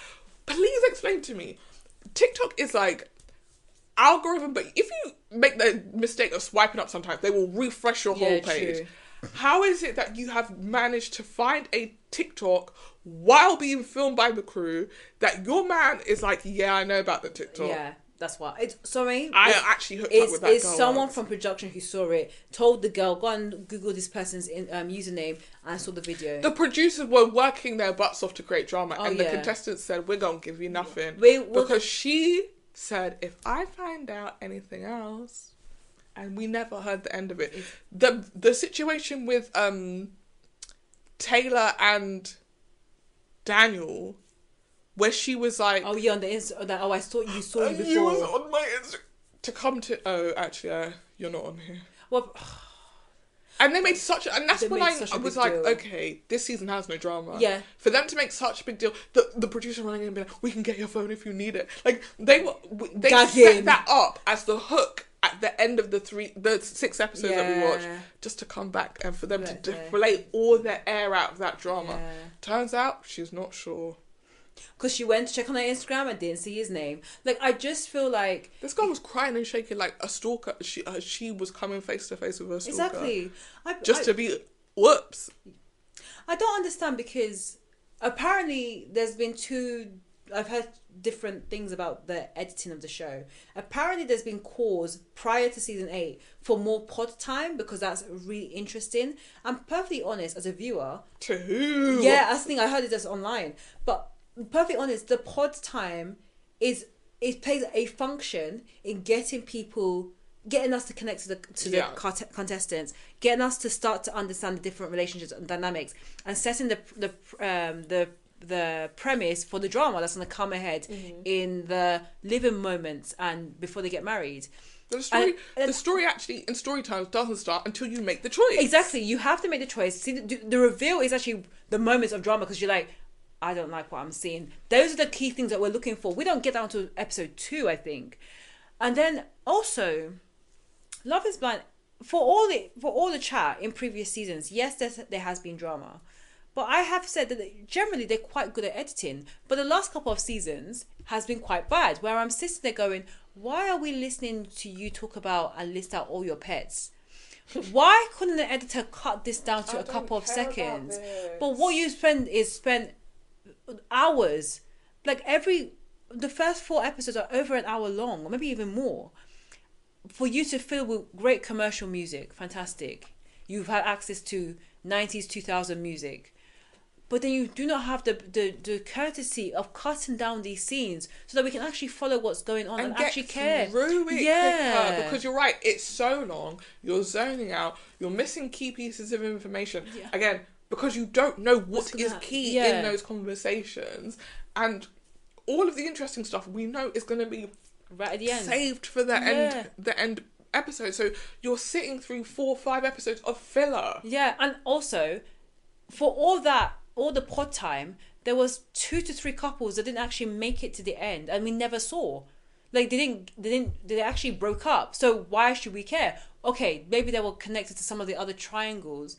But it was so loose that they could have been cut out completely because they were not relevant. It's so loose, and you guys will have known by the end of the season that you only had 1 episode's worth of content of them all coming back together again. So spending all of that time in the pods for us to wait 8 episodes to hear Madison say, "Oh, this is what happened with Alex. I have forgotten about this." And let's be frank, we don't. Apart from the main couples that make it through, we don't care. And all you need to do is give us those really important conversations that can be a preface to what's going to happen later. So the conversation that Ben and now I have to find the names. Sarah have around Sarah's sister being gay, and also the fact that she wants to know what his thoughts were on BLM because of George Floyd, which happened in Minneapolis. That's a really important conversation, which I appreciate they kept in the edit because that is a preface. I can't say the word. Right. Like a preface for what I think will happen when they get to the aisle, which we've seen. We're now at episode 12, and they're just it's on the cusp. It's on the cusp. When perfectly honest, I think she's going to say no. Yeah, I think she's going to say no. And she should have said and looking and shaking and breathing and looking and shaking. No. So she should have said no, really. But anyway, she should have said no before they got out of the pods. She shouldn't have even said yes. But anyway, that is an important conversation to keep. The conversation where they're talking about, oh, I love your dad's steaks and you love my dad's steaks. I think I said that in the living areas. But Some of these really boring conversations is not important. The episode where the girls built a pillow fort. Yeah, come on. Like, I'll be honest. And then you as producers and cameramen have to go into the... Like, you can see that... Yeah. Like, you've had to then build this pillow fort around the camera. Like, it just... It didn't feel real. None of it felt real. It really did. Because we spent too much time in the pods. Yeah. And the more time we spend in the pods, the more artificial it feels. Yeah, exactly. And I think that's the most important thing. I know that probably from a producer perspective, or even the commissioners, when they watch Love is Blind, the raw tapes, probably the dates feel quite interesting because you're just sitting there watching people date. But from a viewer's perspective, we want to get things, we want things to go quite quickly. Like get moving, get to the engagement, get to the love. Like we want to see this really quickly. And perfectly honest, and I've seen this on other dating shows as well.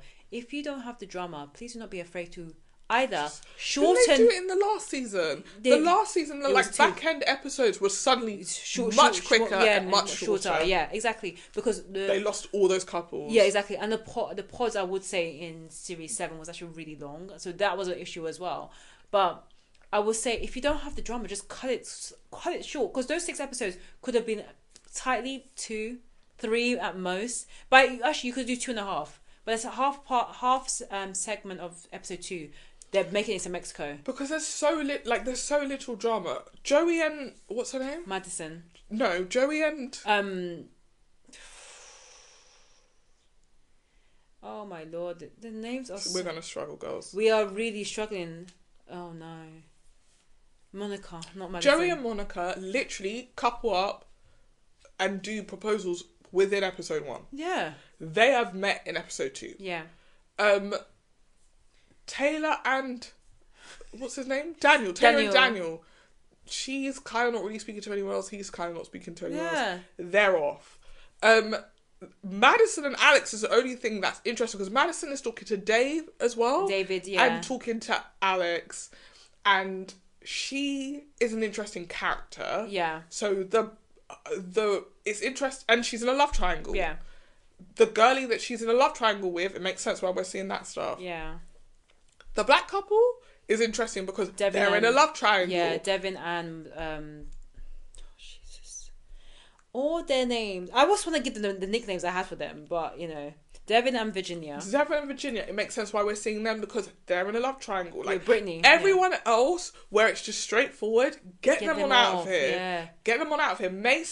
The Mason, Madison, Dave, Alex triangle square of it all, right? You can get through that really quickly. Yeah. Madison is a trauma dumper. Madison is mentally ill. Sorry, and I say that with respect as someone who's been through a lot of trauma myself. She's been through a lot of trauma. She thinks that she's in a good place, but she can't help but tell people every single time they talk. The perfect example of this is, what do you like to cook when you get home? Sometimes I forget to eat. Oh, what do you mean by that? Like, you just forget to cook? Like, no, because my mum was a drug addict. Yeah. And me and my sister had to take care of ourselves. I would sometimes just, not cook for me so I could cook for my sister because no one took care of us.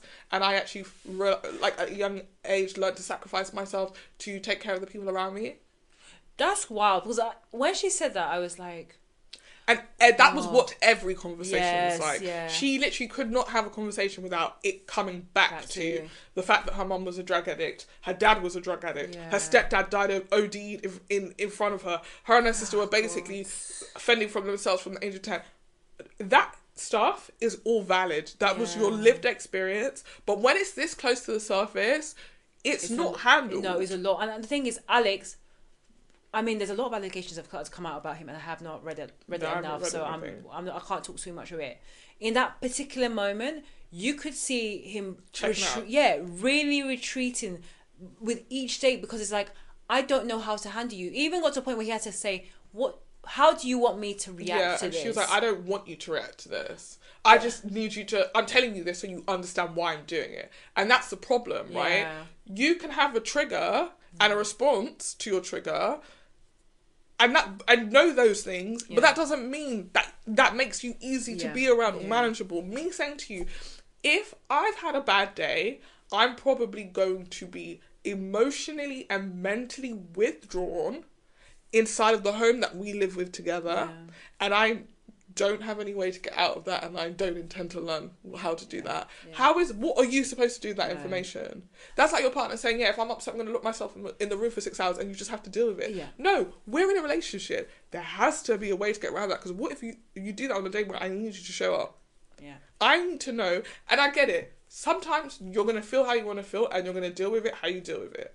But actually, and I'm saying this as a person who goes to therapy, the lessons of going to therapy is every single time you dig into that stuff, the next time you get triggered, you're not triggered for as long as you would have been before. There are things that have triggered me in a way where it's like, I'm now shut down for 2 weeks. Then you speak about it, you learn about it, you're shut down for a week. Then it goes to a day. Then all of a sudden you're like, able to, in the moment, be like, I feel like shit right now. I'm going to take myself on a walk. I'm going to go and buy myself a treat. I'm going to do something because I know what this is. I know what's happening here. And I actually just need to create some space and feel my feelings. And I'm telling you, once I've felt them, they will go quite quickly. But if I try and put this in my pocket now and keep clattering along, it will just be here lingering like a dark cloud. And then all of a sudden, you're not going to hear from me. You're not going to. I'm going to change the locks. You're going to be like, what the fuck? You locked me out of my house. And then I'm going to send you a long ass message being like, I've done some soul searching and I've realised that you're not a good fit for me and I need you to leave my house right now. And it's a right. Now I'm just doing weird shit to you. I'm not gonna lie, he probably saw that and more. Like he was like, I can glazing into the future. Because she was, because she literally said that to him. There are going to be days where I'm not going to eat. Yeah. But if you know there are days where you're so triggered and you forget to eat, and the answer is not to not eat, right? The answer is to put your hands up and say, I'm overwhelmed. Right now, I might not be able to articulate why I'm overwhelmed. I probably just need to focus on, and your partner making you something to eat would be hella helpful. That's true, yeah. It's not about the food. It's about you not having the ability to do it at that moment in time. So yes, what you would want is for your partner to be able to be like, I got you. You're overwhelmed. I'm going to make you, even if it's just a fucking cheese sandwich. Just so you can get that energy into you, and then you can be like, thank you very much. I was about to pass out in the street. The other day, I was out with Shoshana and a friend of ours, and literally, on the drive to the restaurant, I realised I was so hungry, I literally could not function anymore. And this has happened like twice now. I think when we've been out as friends, and this is a new thing for me. Like, in the past, I did not have this as a problem. Like, I'd be like, oh yeah, we're going to eat at 10 p.m, that's fine, I'll be fine. And now it's like, if I don't eat something... I think because socialising takes a lot out of me. It's 100%, yeah. If I don't eat in a reasonable amount of time, and you think I'm going to be able to do ha-ha, he-he, honey... Yeah, I mean, we definitely saw the energy drop. To the point where there was a bit of silence. We were like, you okay? I'm on energy-saving mode right now. That's where I'm at. If I say one more thing, I'm about to... I know, that kind of similar thing happened to me like a couple of weeks ago. I had realised, I went for a run, I went to my mum's, no food at the house. No cooked food, so I was having like snacks and nuts. Mind you, I was planning to go for a lunch with my sister, so I thought, okay, well, perfectly honest, I've only got like 1 or 2 hours, so I can wait, we're going to have lunch at 12. We didn't leave the house until 3 to 4 o'clock. I was starving. And then my sister was like, oh, maybe we need to get my mum food. I was like, no. So the house is empty because they haven't cooked. That's not my fault. Let us go and eat. We need to go and eat now. I felt bad, but I was like, no. And when we left, my mum eventually cooked. But I said, I can't be cooking food for people that are not in their house anymore. And it's nothing bad about it. That's exactly it. It's nothing bad about it. In the past, I was able to be like, let me put my hunger to one side. Yeah. My family need me right now.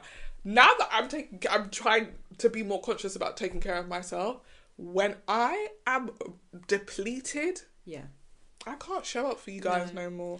I'm not going to be able to perform for my friends because I need to eat. Yeah, and you guys want to be chat. Find a restaurant now! I just feel bad. Sorry about that. Sorry about that, girl. Because I hate looking for restaurants. I'm actually not even trying to put this on you. No, I agree. Even I was like, I hate being in a situation. Yeah. No, but because I hate being in that situation where like you're already hungry and you're looking for somewhere to eat. That's when you make bad decisions. You go to a restaurant, you're like, this food's shit. Yeah. Or you are spending hours. I'm getting more and more hungry. I'm gonna pass out. So this happened at a friend's birthday. We were going to eat at one restaurant. All of a sudden, people were like, "Oh, let's go and eat somewhere else." And oh yes, I was like, "I'm actually going to slap every single one of these that one." hoes. Oh, I remember that because I was like, starving. Because I was really faint from the activity we did beforehand. I was like, I feel if I don't eat right this second, there's gonna be a problem. When I tell you, and the food we had was shit, mid at most. I was starving. Yeah, and our friend was umming and ahhing, and I was like, this might be the first time I swing a punch. I didn't, even though I didn't have the energy. Yeah. And again, don't do violence, guys. Yeah. But like, when our friend was like, "Oh, I'm gonna go look," I was like, "Stop taking it on! Stop!" I realised that you and another one of our girlies do get a bit hungry. I only realised that when we went on holiday, and I realised I'm checking out. And I realised that she prioritised when we were on holiday. She prioritises finding restaurants. I actually plan everywhere I'm going to eat before I even go on holiday. Yeah, and she does like when we were walking around. She's really knowing where's the spots, and I'm like, she's a very nice person to travel with. I know who you're talking about, and we had a lovely holiday together. Yeah, exactly. We had a lovely fantastic here. Because also, I'll be honest, when I travel, sorry, this is completely got nothing to do with this blind, but I'm sorry, take the hint. That's how we feel about it. But when I'm on holiday, I'm similar to my brother. I will look at every site. I will walk around. You've been on holiday with me, you know. But the one thing that I will deprioritize is eating, which I'm learning. I'm definitely learning. I've also learned, if you're on, sorry, I said it's okay. It's not. It's okay when you're on holiday with people who will do that. Yeah, exactly. Because then everybody's got their little domain. Yeah, it's lunchtime now. We're gonna go here. Like itinerary, like we're gonna do and see the site. Whereas one thing I learned to kind of save the time, because I also don't really enjoy looking at different restaurants, trying to like weigh out, is this actually going to be good, is this going to be bad, let me look at the menu.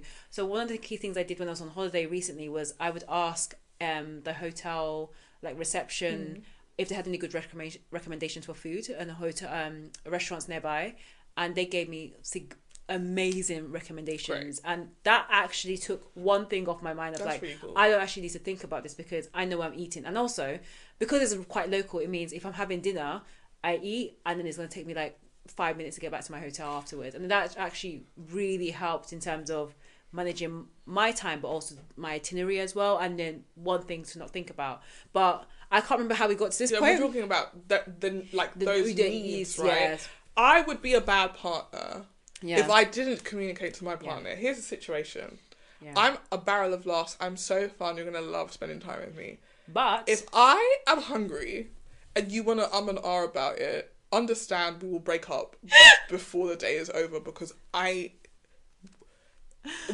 I'm at the point where I'm repeating. Yeah. Oh, so have we found somewhere to eat? Yeah. Or I'm basically communicating to you, I am so hungry right now that I'm gonna pass out. Yeah. I need to be better at doing that. I need to be better at being like, guys, I'm actually quite hungry. So X, right? Yeah. I'm not gonna at one point in the car I was like, this is why I need to learn to drive, because now you're locked in. Yeah. You're locked into other people's energy and their plans, and then no, I want to stop here and eat bread, but just eat whatever thing. I would eat a dog right now. I just wanted to go Nando's, cheap, easy, quick. Know what I'm gonna get, but I also understand like not everyone wants. It's always the same place. Fuck those people. To be honest, fuck those. I would go to a McDonald's. I'm not classy. Yeah. When you're hungry, you don't give a fuck. Want to eat something. You just want to eat in my body right now. So I do understand it. And one thing to your point about like if your energy is about to deplete, like you have to look after yourself first. I always think about it when you travel, when you go into a plane, and when it comes to the safety measures, they always say remember to put your life jacket on before you put the life jacket of someone else, even your child. Yeah, they say fuck your baby. Yeah, even your child next to you. Make sure you put your life jacket on first. And I always ignore. No, I don't ignore it. I know it because you just know it, but then you don't think about it. But sometimes, yes, you need to put your life jacket on, because if you die, no one's gonna be there to help you. You can't, and you also can't show up for people if you cannot take care of yourself. Exactly, 100%. In her situation, and I honestly, I really probably relate to her a lot. There are lots of things. There's another thing that she does that I relate to, and I'm like, I better stop doing this.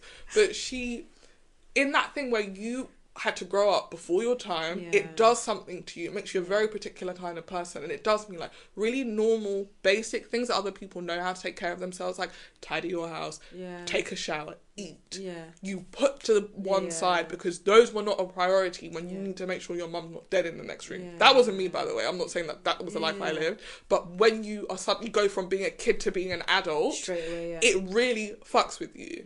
And so I really, really relate to her.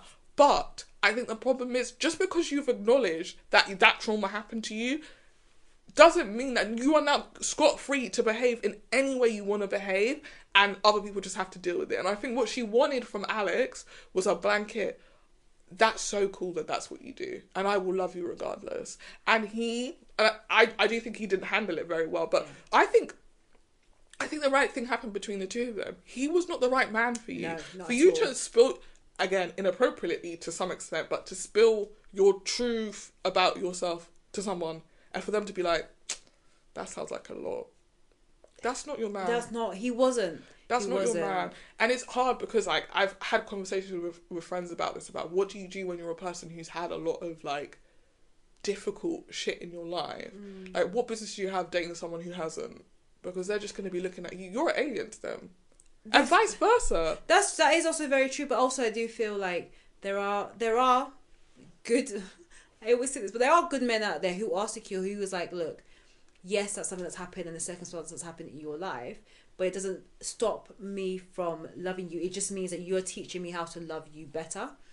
So yeah, that is the ideal way, but when you've been an adult your entire life, you lack the patience. Yeah.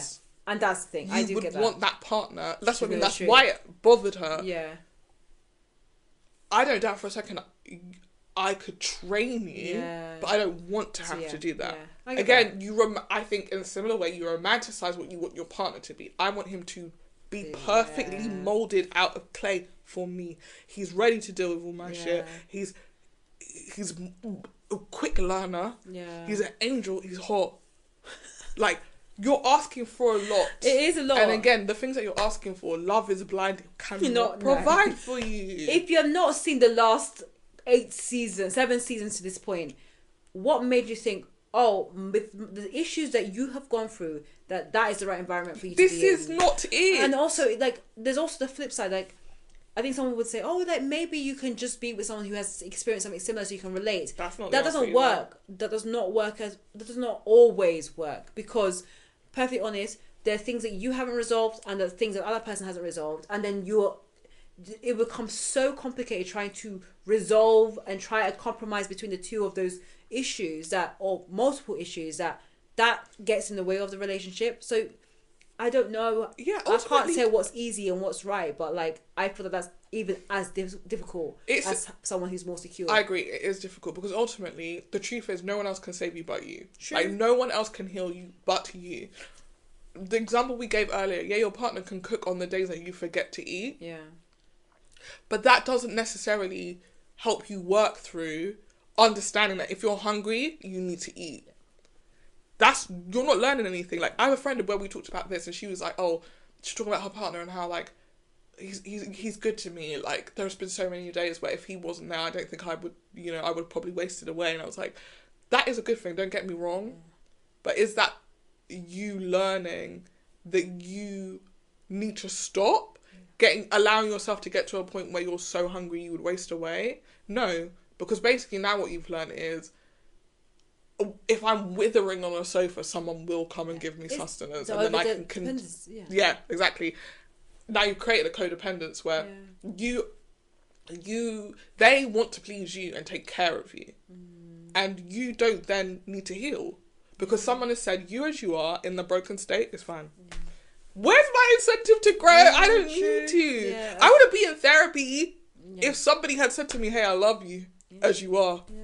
Problematic as hell, toxic as hell, jealous as hell. I love it.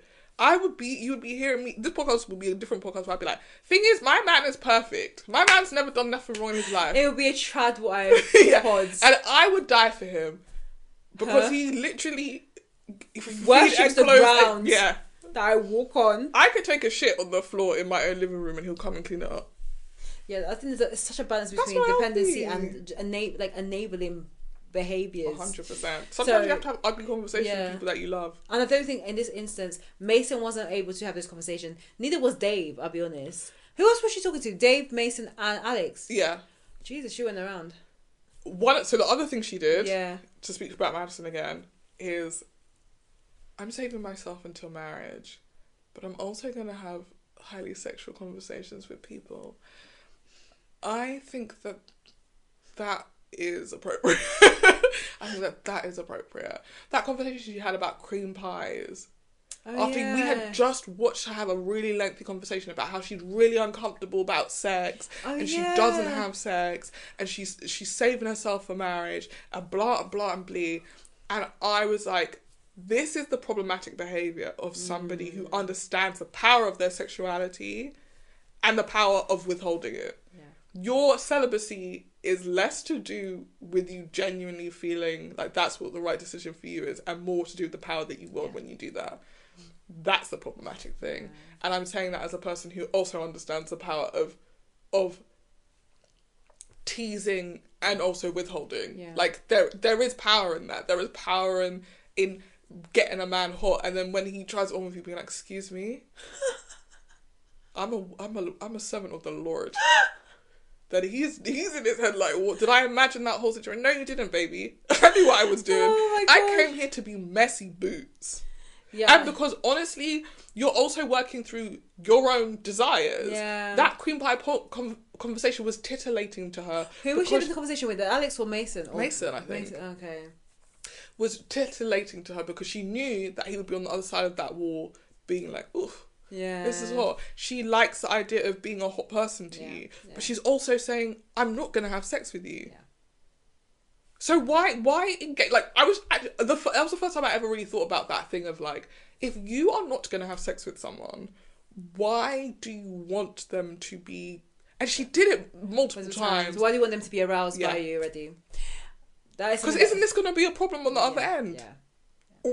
Or do you get off to the fact that this will be a problem on the other end? The fact that he's going to be like, please, please, please, and be like, no. And maybe it's the whole control thing. It's the control.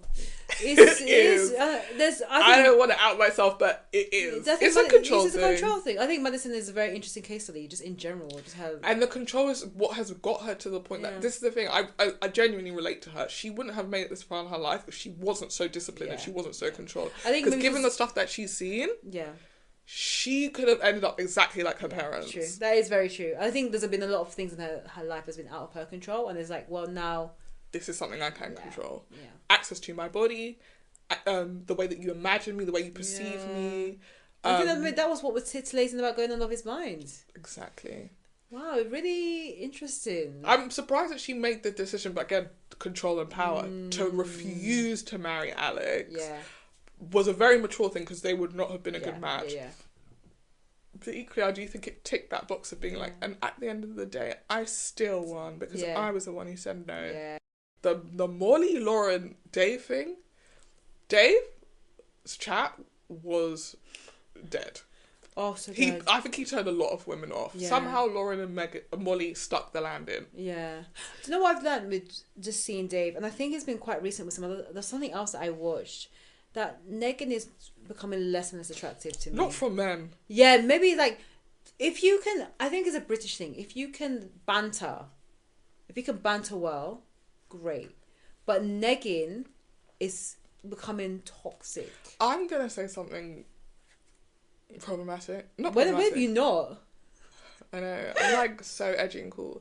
I'm going to say what I've observed in the world. Yeah. Women negging equals a plus, men negging equals a minus. I've never seen a man neg and get a girl. I've seen women neg and get whatever they want. Yeah.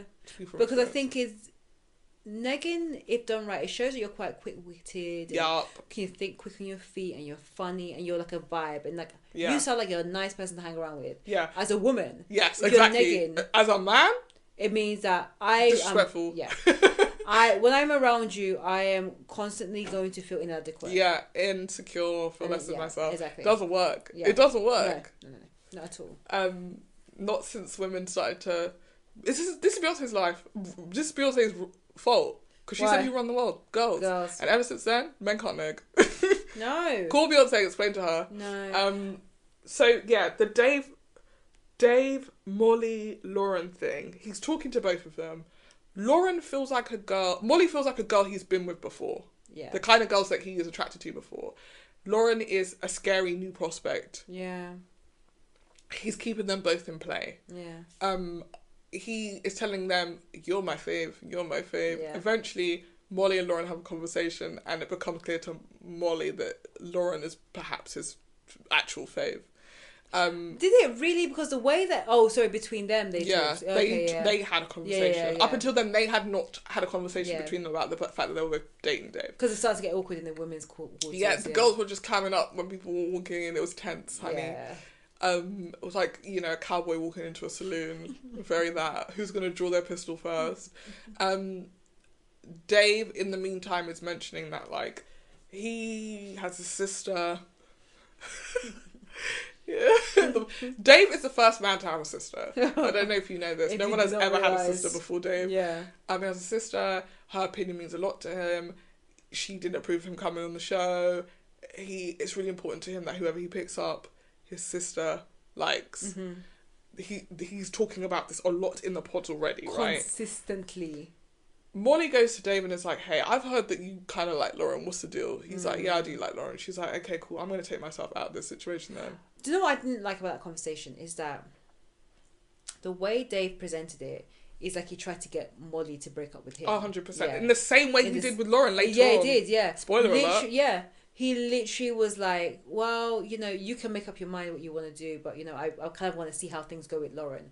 Well, then that means that you want to end it with Molly. So why can't you open your mouth and say it? He clearly is a person that struggles to make decisions, period. 100%. That's why the sister is so prominent. Yeah. If he can't make a decision, he'll wait for his sister to make a decision and he'll go with that. Yeah. In the Lauren and Molly situation, if Lauren and Molly had not had that conversation, he would have probably proposed to both of them. Oh, yeah, true. Anyway, Molly takes herself out of the situation. He gets engaged to Lauren. At the reveal, I said, I don't think Lauren's feeling him. No. Something about it was just not given for her, I think. They sit down, they have a chat, they're doing all this, they're acting flirty, but there's I just felt it's off, from her a withdrawal, like a guardedness from him. She said something like, I'm still trying to connect the face to the voice, which I understand, like that does, I can imagine that does happen. Like you've not seen someone and then now you see them for the first time and you're coughing, you're stuttering. Yes, so honestly, and the voice that you've been speaking to the past 10 days just starts to come to life. Yeah. But the last person that said that, I was like, they never made it, was Jess and Mark from series 1, where she did that whole like experiment behind the wall, like let's try and recreate the pods. I said she does not like this man. If you don't come out of if the door's open and you're not just like, oh my god, you're so beautiful, it's a wrap. It's absolutely a wrap. It's a wrap. It cannot grow to love. No, you don't like that person. Yeah. And then the next indication of that was the case was when she was like, I got bikini wax. Yeah, true. I got bikini wax. So they're now on the honeymoon. Yeah. I got bikini. I think this is even before the honeymoon. I got bikini wax so we cannot have sex for 4 days. Was it 4? I thought it was just 1. 4 days. Okay. It was 4 days. And he was like, okay, yeah, that's fine. I don't mind. I don't think those two people ever had sex. No. As they get on the honeymoon, at the first couples event, he's asking everyone and their mum, you guys bumping butts or what? You guys doing the in out or what? What you fucking... People are like, whoa, dude, I met you today. Exactly, it's wild. Like, he would ask the husband, then go and ask the wife. Yeah, I heard like, you're having someone sex. Needs to tell me who's getting it in. And, like, his obsession with that was given. It is thrown him for a loop that she doesn't want to have sex with him. I think he's probably gone through life being a tall white man, being able to have sex with women. And this is maybe the first time that someone is just, like, telling him that they love them, but they don't love him, but they don't want to have sex. Yeah. Anyway, now, come home. Do you know what? Actually, not even before they come home. There was another thing that I saw at the honeymoon that was like, this is odd. Like the questions he was asking us. This is like they knew they knew during the honeymoon that she had spoken to someone that he knew. Yeah. He had, and also one of the questions he asked on the boat was, how do you feel when I speak to Molly? Because I'm going to see her. How do you feel about it? And I just thought, You're on a honeymoon with your your mind's fiance. Not in the right You're place. not. Why are you thinking about the other girl that I was mind speaking was to? Not in the right place. And I think that's evident throughout the whole process. Like, he came for a good time, but definitely not a long time. His sister, quote unquote, thought he wasn't going to make it this far, and I don't think he did either. I think he would have locked in. This was the problem. I don't think Lauren was attracted to him, hence not wanting to have sex with him. Yeah. And I think he was waiting to have sex with her to lock in. Yeah. So when these two things weren't happening, he started pulling away, and she was just like, I should be able to make it to the altar without having sex with you. And if you're really that guy. True. I'm reassuring you with my words, but my actions are given. I don't want you to touch me. True. He did not know what to do. Oh, he was spiraling. He did not know what to do in a world where this person's telling him that they love him, but they won't have sex with him. And then that's when we hear about the friends. And that's why it bothered him so much, that whole thing, because basically a friend tells him that a person that they were in a frat with, was in a relationship with Lauren. Lauren, it turns out, then says, we weren't in a relationship, we were hooking up. We were friends with benefits. Dave was like, I can't get past this. And I think it was more so, there was conversation about when she last slept with him, whether it was a week, a day, 2 days, she said it was a week before they went into the pods. Ultimately, it doesn't matter. But what matters to Dave is the fact that he literally says that, I haven't had sex with Lauren, but someone had sex with her 2 days before He is pressed about the lack of intimacy between these two people. That is what it is. The idea that someone has had sex with his wife is what's bothering him. Not that she had cheated on him. I don't think it was a cheating thing at all. It was a status thing. You've seen and been with her in ways I have not yet. Yeah. And I can't get past that. Yeah.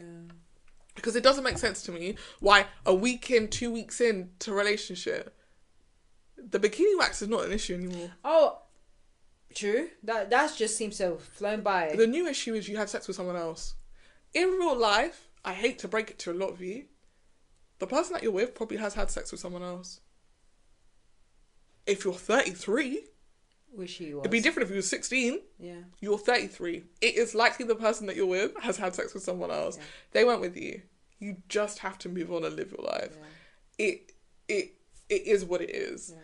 And for him to like really harp on this point and then turn it into a drama where every time you cut back to them, they're having the exact same conversation where he's like, I don't understand how you could come to the experiment if he was having sex with someone a week before the experiment. Oh yeah, that you were in the relationship with him, and she's like, it wasn't a relationship.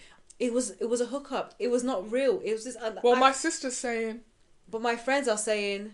Sorry, your sister wasn't in the friends with benefits situation, to my knowledge, unless you know more than we do. Your friends was not in it. The guy also, it turns out, is fame hungry. Yeah. I think he absolutely exaggerated what it was so he could be part of the narrative. Yeah, he's gagging to be on the reunion. Gagging to be on the reunion. But ultimately, it was a test of trust. And Dave basically said to her, I don't trust you. Yeah. You're looking me in the eye and telling me this didn't happen and I don't care. I believe my friends and I believe my sister. Yeah. I'm not going to sleep in the apartment with you. Yeah. I'm apparently going to hit the club. Oh, which he did. I won't let you meet my sister, and I won't let you meet my friends. Yeah, but we are in a relationship. Yeah, still. It was nuts because even he was talking about the friend with her friends, and her friends were saying, "Oh, her friends ate him up." Honestly, there's nothing, and this guy was sitting there, Lauren sitting there next to him in tears, and you could tell he does not care at all. And the whole time with he just didn't want to be embarrassed. He was like, I can't be with you. This is an embarrassment Unfortunately, to me. he has embarrassed himself throughout the whole process anyway. Yeah. But what was annoying me was like, Lauren, I really wanted to say, like, get up. Yeah, get up, one, girl. And two, like, I wanted Lauren to say, why don't you trust me? Why is it that I am going to be your future wife? And I'm telling you that this is not true. She did. Towards the end. She was getting fed up. Yeah, because I was too. Again, she lasted a lot more than me because I said to Shoshana earlier, like, I hate the idea of having the same conversation more than once. Like, it makes me sick to my stomach. Yeah. It really itches at my brain in a way that, like, makes me tense. Yeah. If I had to have the conversation of, well, what about this guy that you was... I would just be like, okay, I think for the sake of respect to you and to myself, let's just wrap this up now. Because if we have this conversation a third time, I'm actually going to cuss you out. I'm going to cuss you out. I'm going to cuss your friends out. I'm going to cuss your sister out. And at that point, we can't come back from it anyway. So why don't you pack your stuff? I'll pack my stuff and we'll go separate ways. I'm not going to keep repeating myself to you. I wish she had done that. I wish she had done that so much sooner. But eventually she didn't say... Well, he ended up saying, well, you know... If you want to be done with it... He's like, I don't know. He actually, towards the end, says, I don't think I can get past it. And that's when she says, well, then let's be done with it. Yeah. But one of the things... Oh, it's gone out of my head. One of the things... The letter to the sister. Yes. The letter to the sister. You talk about the letter to the sister, but there's something else. Yeah. So eventually Lauren leaves and she's like, we're going to break up. And then come to find out... Everybody ate. Everybody ate. So Lauren had written a letter to the sister because the sister, one key thing, didn't want to be on camera. She didn't want to be on the show. She didn't want to be on the show. She didn't believe that, in the experiment. And she thought he was going to match with someone that was like fame hungry. And come to find out that was the brother. Like, your brother is the one that was fame hungry. But Lauren had written her letter explaining and introducing herself, explaining the situation. And we find out that Dave didn't actually give a letter to the sister. No. So he didn't want to resolve the situation. He didn't. He really wanted to keep them both at arm's length and make his decision, or get her to make the decision of breaking up so that he doesn't have to and he can look like the hero. Yeah, which is something that he literally said out of his mouth. Maybe that was the thing I wanted to say. At every opportunity, right, where she was like, why don't we try this? Yeah. Why don't we try that? Let me speak to your friends. Let me speak to your sister. He was like, I can't do that. Yeah. They don't want to meet you and I can't make them. Yeah. I can't make them do something. Yeah. In the end, these two people break up. At the sort of big group reunion, Molly has a conversation with him, which I found really interesting because Molly basically said everything we've all been saying, which is, if you love her, why does it matter? Why does it matter? And he was like, it does, it's complicated, it does. And at that point was when I was like, and Shoshana raised this earlier, maybe this is all an excuse. Maybe none of this is real. The his sister's intense dislike, his friends going on and on about it, it's not real. I think they've mentioned it once and he can't get past it. And low-key, I'm sure there are plenty of people who would be like, if I coupled up with someone in the pods and then on the boat they told me that they had fucked someone I went to school with, I might be like, yuck.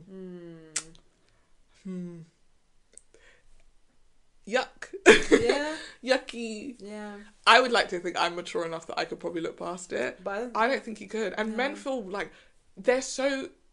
Okay, not to generalise about all men, but like... They really care about what other men think of them. Oh, 100%. I think it's definitely one rule for men and another rule for women when it comes to that. Like, perfectly honest, I am very sure that a lot of male contestants have probably slept with a girl or their last little hurrah with their friends with benefits before coming on the show. Yeah. And I think if the roles were reversed, maybe the woman may feel a bit in a way, like his fiance. Sure. But I don't think it will be something that will be brought up to Kingdom Come. Like, remember what's his from last season, the Taylor and Taylor? No, the other Taylor, the girl, very cool girl, and her man, and the guy and the girl had DM'd her. Yes. I can't remember what the man's Taylor and Garrett. Yeah.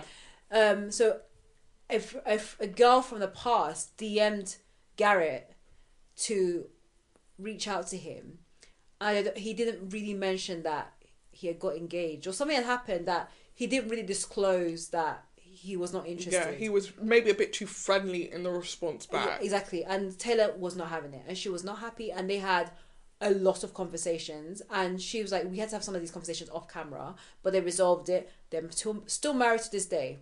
Fine.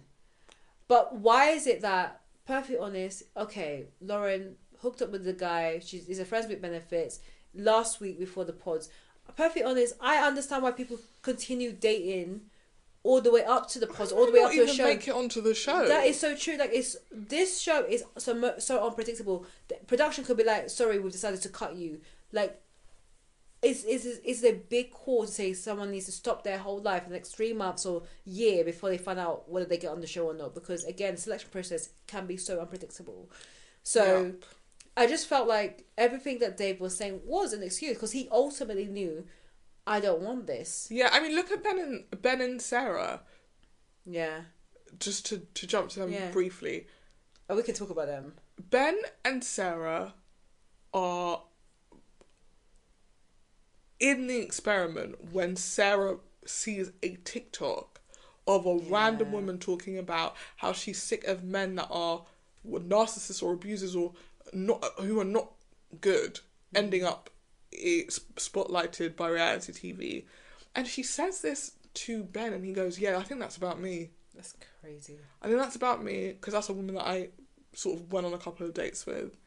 And the way that conversation goes, you can tell, at least for some reason, and I don't know what it is, Sarah trusts Ben wholeheartedly. 150%. And that is a perfect contrast to what's going on with Taylor and Lauren.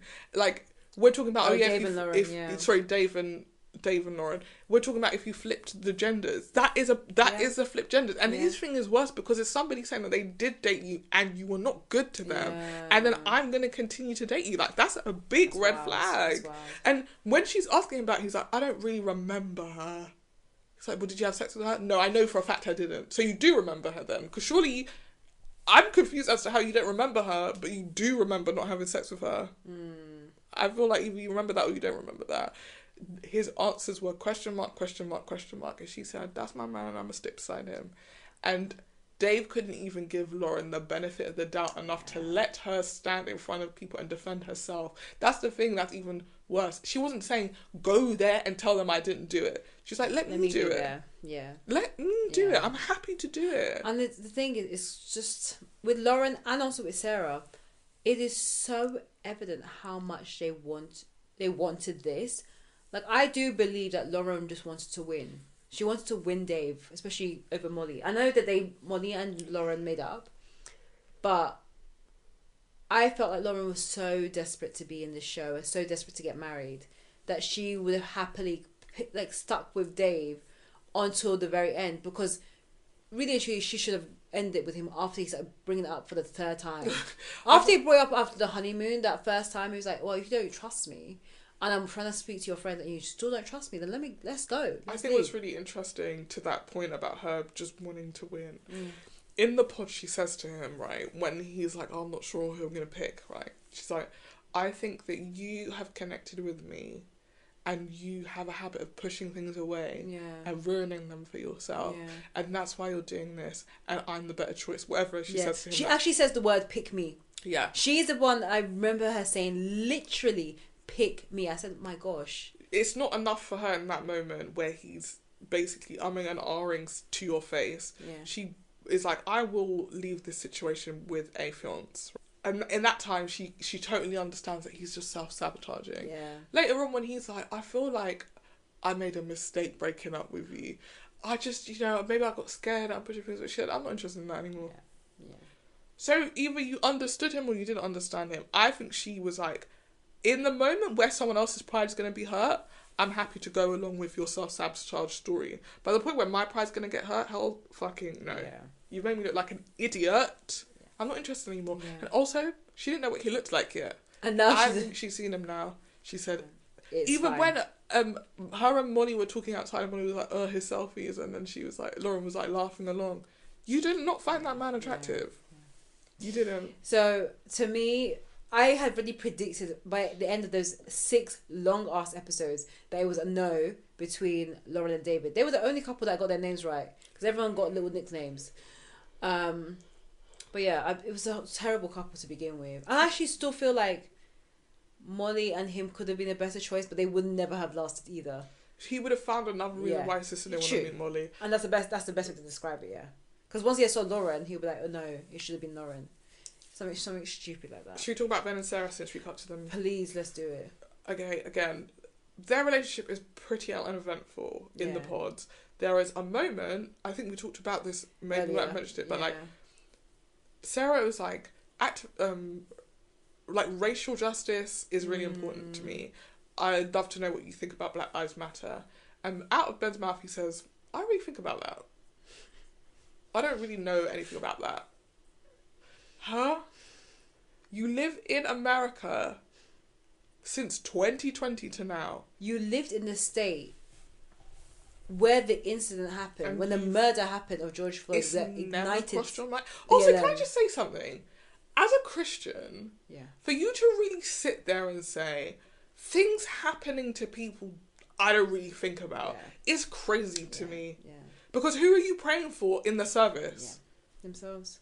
Who are you looking at? Well, you, as a Christian, I'm sorry, that just feels crazy to me. To be able to be ignorant of human issues when isn't your brother, love thy neighbour, but you don't know who your neighbour is. Yeah, it frustrated me so much because I was like, this is the epitome of white privilege, because you can pick and choose when you can engage or just disengage altogether, and it doesn't matter because and then you pat yourself. To do. Yeah, and then you pat yourself on the back and you say you're a Christian. It makes me sick. Sorry, it makes me sick. I was frustrated with the portrayal of Christian. Anytime that Christianity enters the hands of some of these Netflix shows, I get frustrated because it sometimes can be very negative in the portrayal, but also the character, the people that they pick, the people that they pick, and the people that actually show what Christianity looks like in real life makes me like, but this is not real. Mm-hmm. You know, this is not a good representation of this faith. There's times when he talked about things like, oh, he's not about religion, it's about a relationship. I was like, yeah, I agree with you on that point. But everything else, I was like, no. And his point on that is simply because she's like, well, my sister's gay. Yeah. In addition to the racial justice thing where he says that and she goes, I don't really like this answer. Yeah. But I'm not going to press you on it. Yeah. Because, again, and I really hate to do this to all the white activists, but you also have the privilege of being very vocal about racial injustice and then decided to lay in a bed with someone who could give two shits about it. Yeah. So what is the point of you getting on your Instagram and posting your black square if the people that you live with don't give a fuck? That's how I felt just in general. Like initially I was like, I dislike Ben and just him as a person because he's just very same. Like he's like, yeah, I agree with you. It was very agreeable. He has no opinion. Been in a situation like this before where he is aware of the fact 100%. that what he really thinks could get him in trouble. Yeah. So I'll just say whatever you want me to say because I don't care. Yeah, everything is agreeable. Everything's a yes. I'll bring you around to my friends and family who all look diverse, and so you could honestly look like they were cast exactly specifically for this event. Exactly. And for a man who doesn't care about Black Lives Matter to have a diverse group of friends is crazy. That doesn't make sense. And I do think some of them are just from the church because, again, you find a lot of. And he was new to the church, right? Wasn't that? I think I don't know if he. I can't remember. Because people were saying online that those were new friends of his. Those are friends he didn't been with them. Yeah. To me, I didn't get the impression that they were deep friends. Like, if there are people that have tried to sit down sit and hang out with our group of friends, and I know they're lost. Because we will go into stories and rabbit holes that are 20 years deep or 15 years deep of stories that happened that only you would need to be there to see it, and it doesn't make sense. So I didn't get that impression from them. I feel like maybe the diverse group of friends are friends and Ben is just an addition to that group. Yeah, there's something also about the way that, you're right, going back to what you were saying about the way that old friends be. They felt like they were there to pitch Ben. Yes. In the way that your real friends would be like, I'm here to figure out if she's the one for you. 100% like what Sarah's friends were doing. Sarah's friend was like, but you don't seem to be on the same page in regards to causes. Sarah's sister's partner ate him up. Oh yeah, I really liked her. I was like, yeah. One thing that I noticed that really, again... sorry, we jumped a bit before we get into it. Yeah. The other conversation about that started, how we got onto church was, she's like, my sister's gay, that's really important to me, what do you think? And he was like, I don't have a problem with those people. Because she said that, I want to invite you to Pride. Oh, if you could see Monty's face right now. Those people... His language is very much like, I've never met a gay person. Oh, no. No. I've never met a gay person before. But which again surprises you when you see the diverse group of friends. Suddenly, a sassy little diverse group of friends. Girl, what? It's given... Do you know that moment... that video that the show... I think they only ever did one episode for it, but it's like... My Mormon husband isn't gay, and the whole show is about men...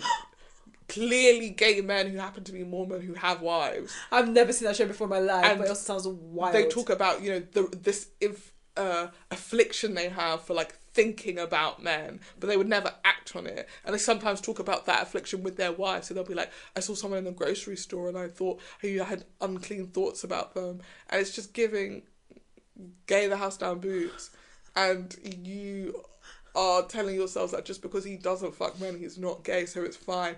I was like, this is a gag, and that is the energy I got from that church friend to some extent. Is a river in Egypt. Your husband and his friends are gay. So one thing. Are you done with that point? Yeah. He basically doesn't have an answer for the social justice thing, which she's passionate about. He doesn't have the answer for the LGBTQ thing, which apparently she's passionate about. When he did say, she said, I want to take you to Pride, is that okay? He's like, yeah. I don't have a problem with them. People. And their lifestyles. Like, you might as well just said that. I have a problem with the lifestyle, I just don't want it near me. You might just get right in there with the homophobia. Anyway, these are the two things that are probably, she says, the most important thing to her in the world. He proposes and she's like, yes! The two things remain unresolved. Like, we can chat through it. Like, we've already talked about the instance with the TikTok video. Yeah. We've also just mentioned meeting his group of friends and how it felt like they were pitching him to her. And then the instance with her sister and her sister's partner meeting him. And again, I think Shoshana mentioned earlier, like, the older sisters are not having a great run. Maybe this is off air. But I actually think that they were probably the most respectful in their pushback. Was Sarah's sister? Yeah. Yeah, she probably... Sarah's sister and her partner were like... She was. Basically, like, have you thought this through? Yeah. Because you're saying right now it's not a problem. At some point, though, it's going to become a problem. So what we're saying is you need to talk about this now. It's not 3 months from now for you to have the conversation, or at the point where you're already pregnant with his baby. Yeah. Would you go to his church? Would you do this? All of those things are important to figure out. Yeah.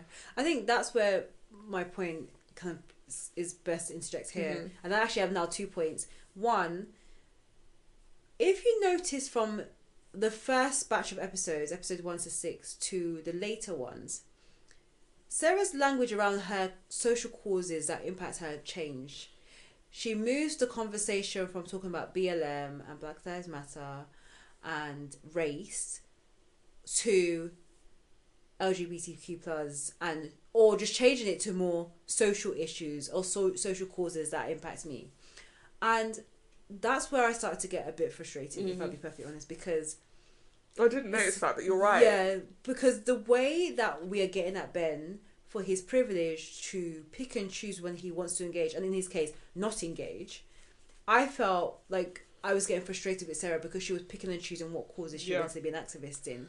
And as someone who is black, and as someone who someone where race does impact me because that's part of my identity, I was frustrated because I was like, remember when in the pods where you were saying BLM and race and racial justice is really important to you? Why have you not stood firm on that? Why because black people aren't here anymore? Yeah, exactly. Yeah, there's no blacks for you to be like, oh yeah, what about the black people? But also, like, I feel like, perfectly honest, you're picking the causes that impact you the closest because you, like you said, her sister is gay. But I just feel like you are going to continually try and make yourself look like the activist, the good person, but really and truly you stand for nothing. Ooh. Because no, you don't. Because in each situation where you've been given the opportunity, you've asked him, and I respect you for asking and grilling him. When you went in the pause and you were like, I don't like those answers. You grilled him, but perfectly honest, you didn't get any answer from him, but you said yes to his proposal. You had a second conversation about the LGBTQ+ thing, but you were still being like, but Ben is the love of my life. I trust him till kingdom come. Like, he's the only person I think about. Then the next course has been faith. And I'm just like, girl, what do you stand for? What do you represent? Because really and truly, you've got a voice for everything, but you stand for absolutely nothing. Because, like Marnie mentioned, you're willing to share your bed with the guy, and it gives me an indication that you probably share those feelings too. I don't know. I feel there's a disjoint in what you're trying to represent, and I actually would have appreciated if she didn't bring up BLM to begin with, and just been like, what's your thoughts on LGBTQ+, because that's the issue and the concern that impacts you the most, and you rightfully so, you have that because you have a personal experience with it. But don't bring BLM in to make yourself look like, well, I'm holier than thou, I have my black square, I believe in BLM. Like, please don't. Like, it just felt to me frustrating to see it. And I think like we probably know people that have behaved that way, especially when you came from 2020 and post 2020, about how vocal they want to be, but also having the privilege of not being vocal when you don't want to, and then sharing a bed or being in a relationship with someone who has the complete opposite view. So that's my first point, but you can go to I was just going to say, I agree. I 100% agree with you. I think that is the problem with activism, and I've said this before, probably on the pod, probably off the pod. People are only passionate about the social issues that affect them. Yeah, exactly. You know, I am black, so it does bother me. Yeah. I have queer friends, so issues around queer rights affects me, because I don't want people to do bad things to my friends and my family.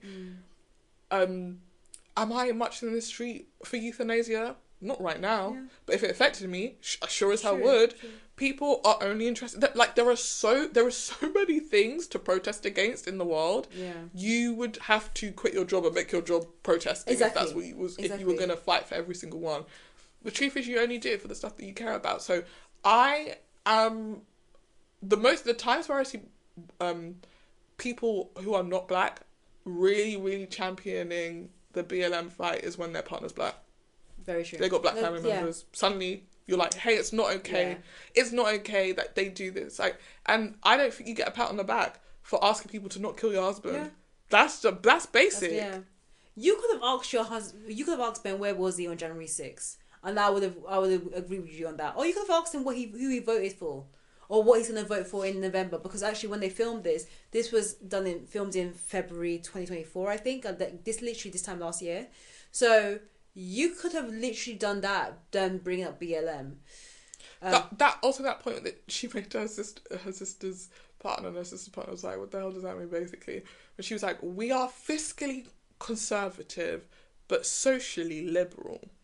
Who said that? Well, she did. They she was like, you know, ultimately, deep down, we align on everything. Like, we both said, like, you know, separately to each other, we're fiscally conservative, but we're socially liberal. I'm telling you, one thing for certain, two things for sure. She voted for Trump at the elections.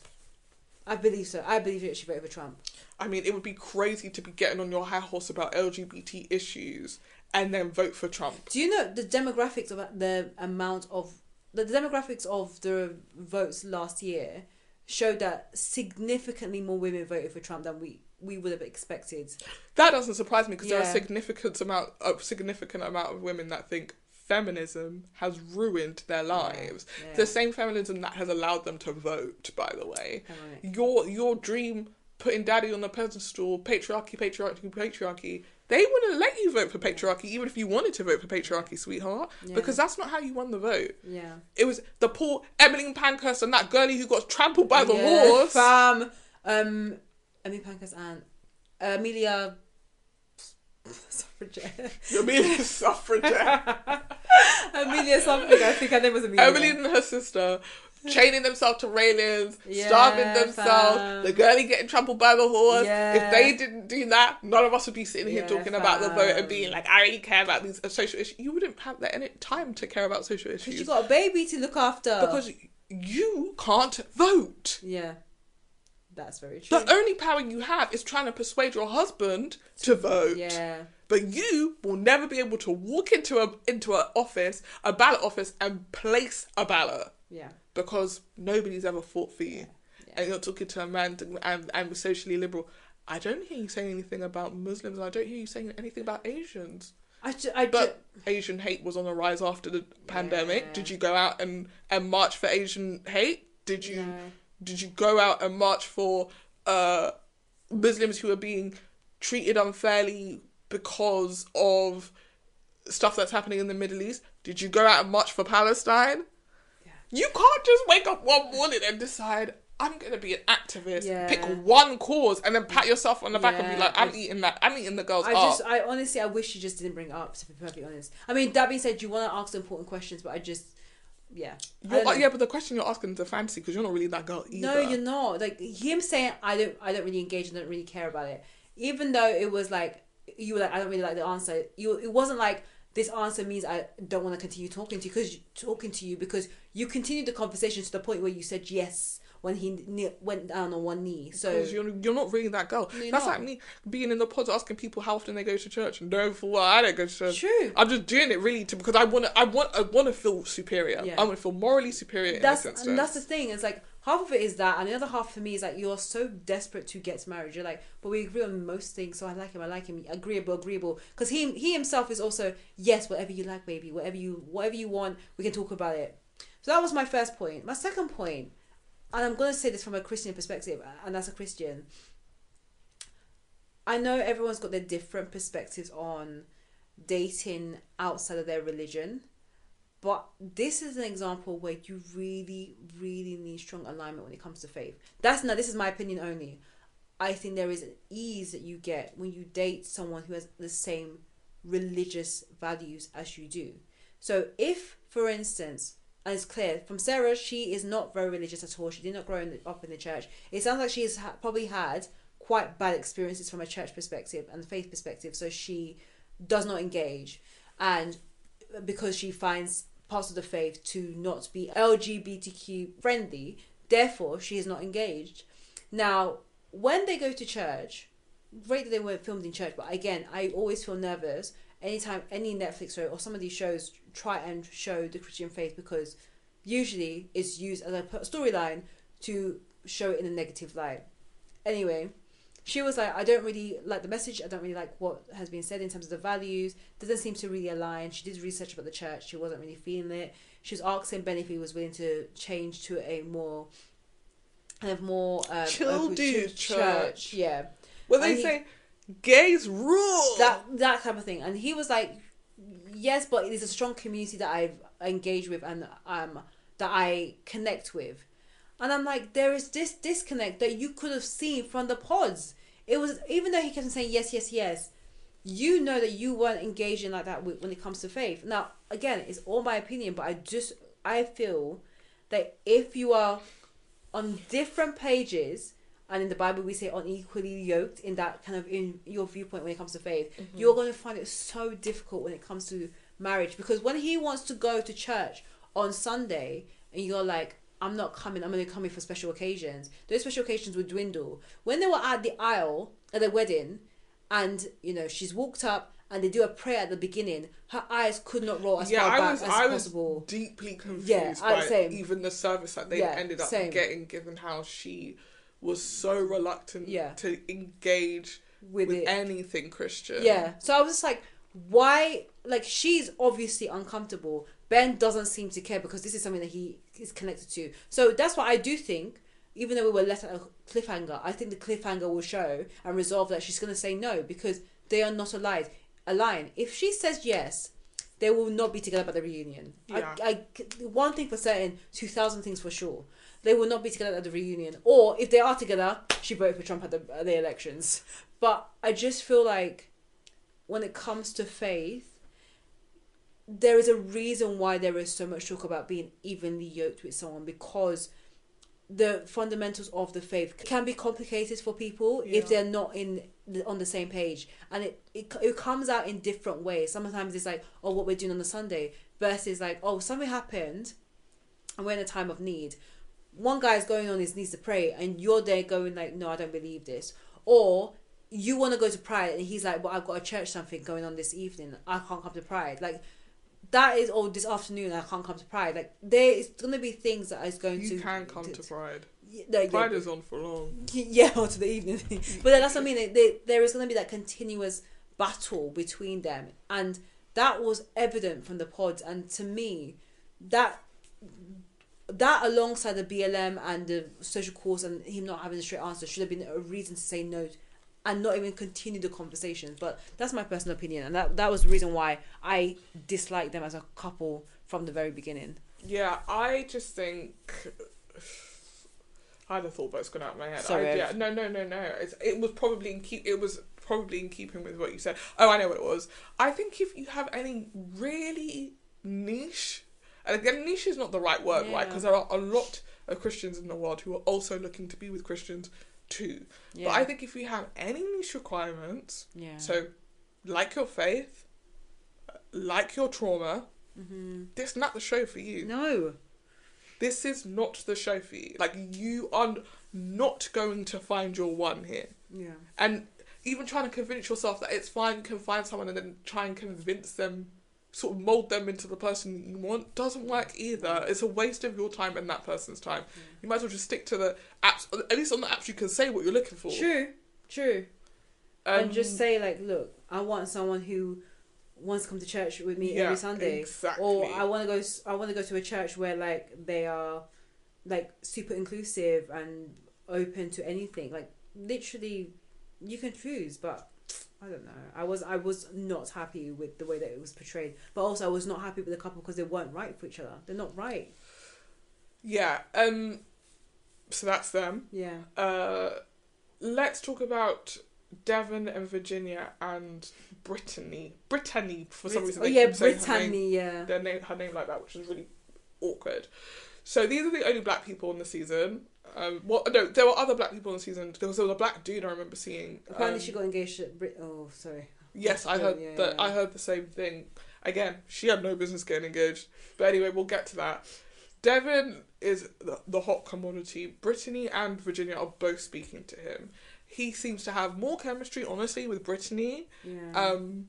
But that's because there's something, I think, quite withdrawn about Virginia. Like, she plays her cards, I think, really close to her chest. So she's saying all the right things, but, like, something about her actions don't quite match for me.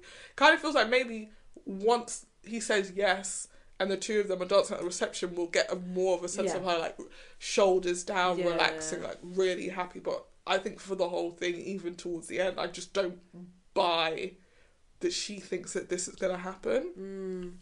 But anyway, despite his chemistry with Brittany, they have an interaction where he, feeling vulnerable and safe, Can you feel vulnerable and safe? Feeling safe. Yeah. He decides to tell her that he underwent some surgery as a younger person. And a basketball injury, I think. Yeah, and became addicted to ibuprofen. There's been a lot of discourse online about how you can't get addicted to ibuprofen, and it was probably something stronger, but that Netflix wouldn't allow him to say, hi, I was addicted to fentanyl. Just isn't very hot, very sexy. Someone was like, it was codeine. I was like, oh yeah, my probably, God. It probably was. It could have been codeine, could have been morphine, could have been literally anything, but it would be an actual painkiller they give you when you have... They're not giving you ibuprofen when you have a surgery. What was the drug that everyone got... Well, that was the base of Painkiller, that show. Yeah, I know what you mean. It was... It's like part of like morphine, but it's like also a bit of heroin as well. Yeah. What's the name of it? Oh, so opioid. Yeah, the opioid addiction, which is oxycontin. Oxycontin. See, we waited all this time for you to then be oxycontin. Oxycontin. Sorry. Anyway, he says that, and Brittany is like, wow. Yeah. She actually sheds a tear for him. She's like, it's just so brave of you to like share that with me. I feel like you've opened up a space and I want to share something with you. My last relationship, actually, before I came into the pods, was with a woman. I date women. But I don't see myself marrying a woman. I'm here to settle down, and that's why I'm here. Trying to find a man to marry. But yes, I have just left a 14-year relationship with a woman. She doesn't say how long it was, but like... significant, yeah. Not only was she previously just in a relationship with a woman, she has dated women in the past. Yeah. So this is not a flight of fancy. This is something you like.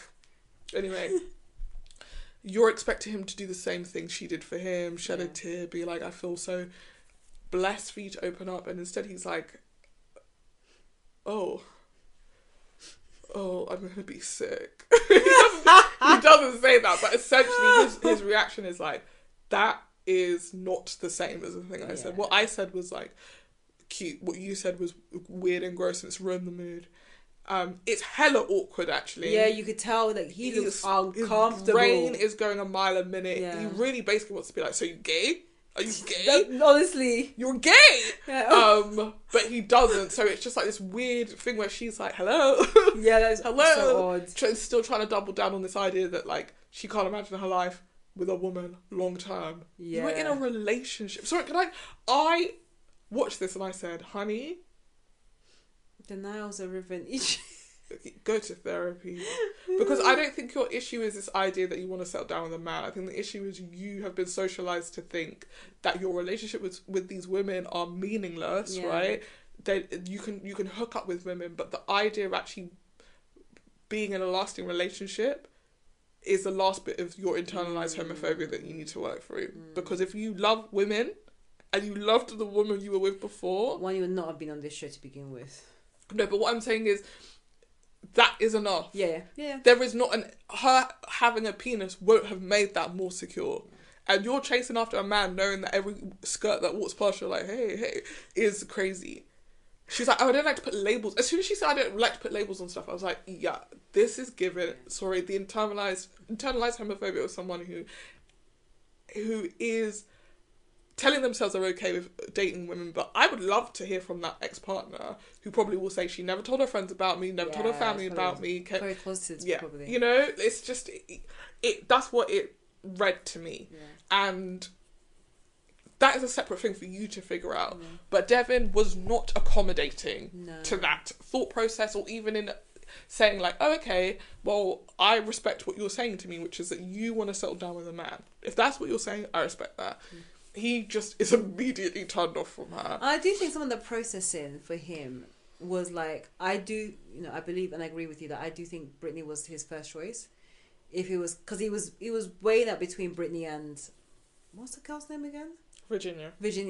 Like, he was weighing it up between the two of them. And because Brittany had that basketball link, and this guy is obsessed with basketball, if you did not realise, he loves basketball. Like, I felt like he would have gone with her, especially given that the guys were like, we know who your girl is Brittany. But the fact that she dropped that bomb, like, you could see that he was processing like, oh no, she's not my first choice now. Because I think we found out a lot of things about him later on, which links back to the Ben stuff about the conservatism idea and things that he believes.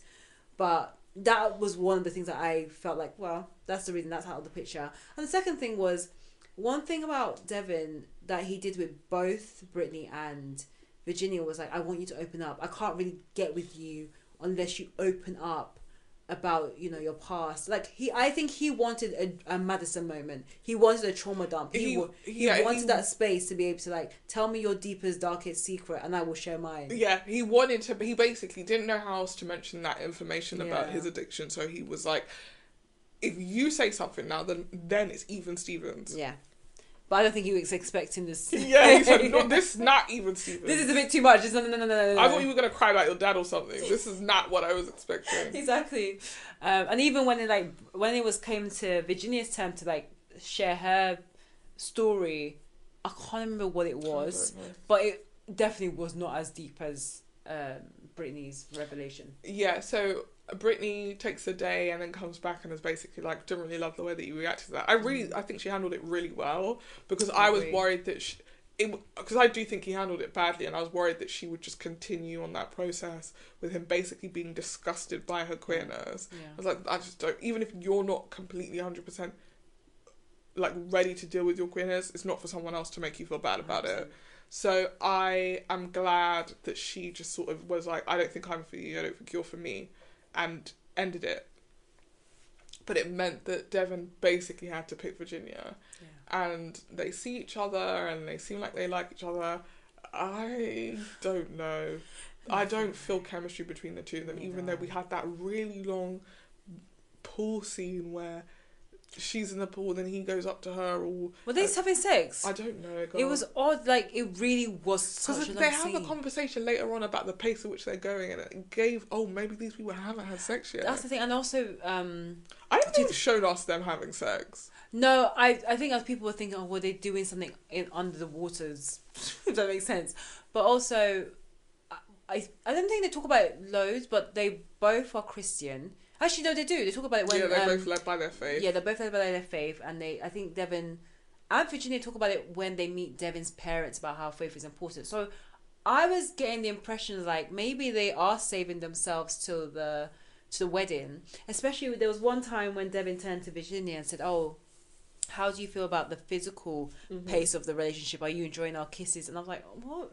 Who talks like this? This sounds like... Do you like my kisses? This sounds like... And I know this is something that only niche viewers of this show and who have seen this on TikTok will understand. But like, there's a show called Sweet Magnolia on Netflix, which is just this very soapy like show about like a town in like probably middle America. And there's a lot of conversation on TikTok about how cheesy the conversation is. And that is something that will probably come out of that show. Like, are you happy with the pace of our relationship? Are you enjoying our kisses? And so when he said that, I was like, they're maybe not having sex, because if kissing is probably as feels like a very sexless season. It does. It feels like a very really sexless season. So it wouldn't surprise me if they have maybe done a bit of hanky-panky under the covers, but nothing all the way. They've not gone... I think they've probably gone to second base. I don't know what the base is. I don't know either, but fourth is sex, and they're not there. Yeah, but also I think... At one point I was thinking when I was watching is like, do they just do the scenes in the bedroom of them like in the beds, and then as soon as the cameras go, they go into separate bedrooms? No, as soon as the cameras go, they just go to sleep. Yeah, like and nothing. then in the morning they're like, we had great sex. Like it was a really fun time. So yeah, I just didn't get much from it. And I mentioned to you off the pod was I do feel like Virginia has quite sleepy eyes, and the only other person that have said that too is because I've seen it online was about Mimi from Love is Blind. From Love Island the year before last. Yeah. Just very sleepy eyes, and you could tell when she met him, like there was no brightness. No excitement. Very tired. Yeah, she's like has this weird like head cocked to the side thing, and I don't know. It was given, as I said, like coming to America, whatever you like. I would do whatever you like. She also was doing this like high, speaking in a higher register as well, baby voice type thing. I'm like, I'm so excited. Like, it's just, I don't know, I think it's weird. Anyway, it's weird. Literally nothing happens with them except for she suggests that they sign a prenup. Yeah. That's when her voice gets a bit of bass. Yeah, exactly. That's what I mean. Suddenly she's not doing the little baby voice anymore. Yeah. And then he's like, why? And she's like, so that we keep our assets, and I'm not taking stuff from you at the end, you're not taking any stuff from me. And he's like, but if we're supposed to be happy, why would we get a prenup? Why would we get divorced? Anyway, they turn that into a drama, and it ends up not being a drama at all. Like, he's happy to sign the prenup. And just for context, like, Devin mentioned that he had significant debt from his injury, because, you know, America has a lot of medical bills, and he's from schooling as well. So he came in, and he was coming to the marriage with a lot of debt. And Virginia is older than him by 2 or 3 years. They were in the same high school together, but different years. And it sounds like she is a lot more financially secure just from the conversation. Yeah, she's just a little bit more mature than him. Yeah. But in the end, he's fine with it. Yeah. I don't really care if these two make it or they don't. I don't think that... I just don't believe that there's any chemistry. When he meets Brittany in person, he is a lot more animated, I felt, than he has been with her the whole time.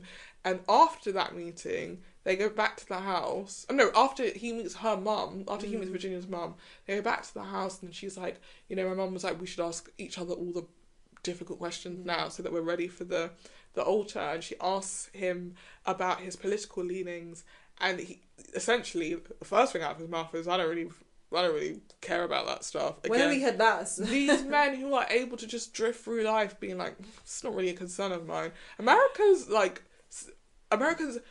be the most vocal about the idea of civil liberty and yet not exercise any of their civil liberties. Yeah. He so basically admits that he doesn't vote, then was like, but my parents vote Conservative, and it's like, right, okay, so you would be Conservative. And then she said something like, most black people don't vote Conservative, and he's like, my dad's black. Bitch, who gives a fuck? You're not proving my point, by the way. Your dad, your black dad with his white wife, votes Conservative, and you want to hold that up as why there are black conservatives. Like, I'm so done. It was really awkward. It was really awkward. Really was. I found that, like, he got very defensive, I thought. And then he was like, is this going to be a deal breaker? And she's like, well, I don't really want to break bread with people who don't respect the same things as me. Going back to that whole conversation with Sarah, she actually is more specific. Like, I believe that women should have the right to abortions. I think, women should have autonomy over their bodies. And he's like, but don't you think that dad should be able to? I don't think, listen, I don't even think that the conversation about men's involvement in abortions is irrelevant, by the way. I think that's something to discuss. But in this moment in time, if your response to me saying people should have abortion rights is, what about men? I think I have to go. I actually think I have to go. The thing is, it's also the timing is so, like, that's okay. The timing when they had the conversation was a year ago. This is before the election. Yeah. No idea where it was going to go. Or maybe people had ideas where it was going to go. A year later, this conversation feels so prickly because of what is happening right on the Senate floor right now. Deeply unfair that people like him who don't care to gauge in politics. He was like, if I was to vote, I'd have to look at the candidates. And then she has to explain to him, well, the candidate is kind of representing the party. Yeah. So it's not a case of like, well, I'm voting for Bob because he's cool. Bob believes in what the Republicans believe in. That's why he's a Republican candidate. There's no such thing as Bob, who's just a hella chill dude and he happens to wear a red tie. No. So he is like, it is so scary that there are people who don't have to engage in politics who then get up and vote and have the power to literally take your rights away from you. And I know that, like, that phrase has probably come to mean nothing in America, like, because they're saying it constantly. But that is the truth of it. Like, you used to be able to have an abortion, and in some states, you literally can't. And people are dying as a result. You literally can't. Or they're travelling, flying state to state to avoid. Yeah, or the doctors that are performing it are going to jail. All the girlies doing up trad wives, all the girlies being like, I don't want to work. This is the world that you are engaging in. Yeah. In your subtle way. You don't think it's connected, but it is. This is a way for men to start to tell us what we can and can't do with our bodies. Because we're basically saying to them, we'd love to relinquish control of our lives to you. Yeah. Anyway, not to get on my soapbox again. But it's just a really weird conversation. And again, I noticed she started doing the baby voice when she was saying things to him that were patronising. Yeah. So they didn't seem so bad. She was like, well, basically... it's your candidate. That is a coping mechanism. 100%. It is. She's been taught that that's how you sort of coax men into doing what you want them to do without getting there. Whereas I would be like, let's fight. Yeah, like if we're not on the same page, let's move on. You can tell from my voice. Yeah. You can tell from my face. I'm not in the mood.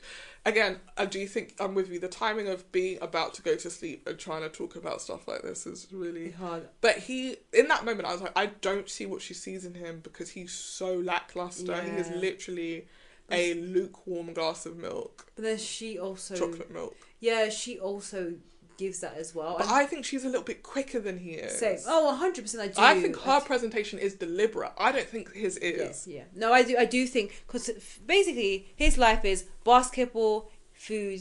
And my parents. Yes. And my mom. Let's see what my mom thinks about the prenup. My mom thinks about this. I was like, wow, you now have a mama's boy who does not vote in the same way that you do.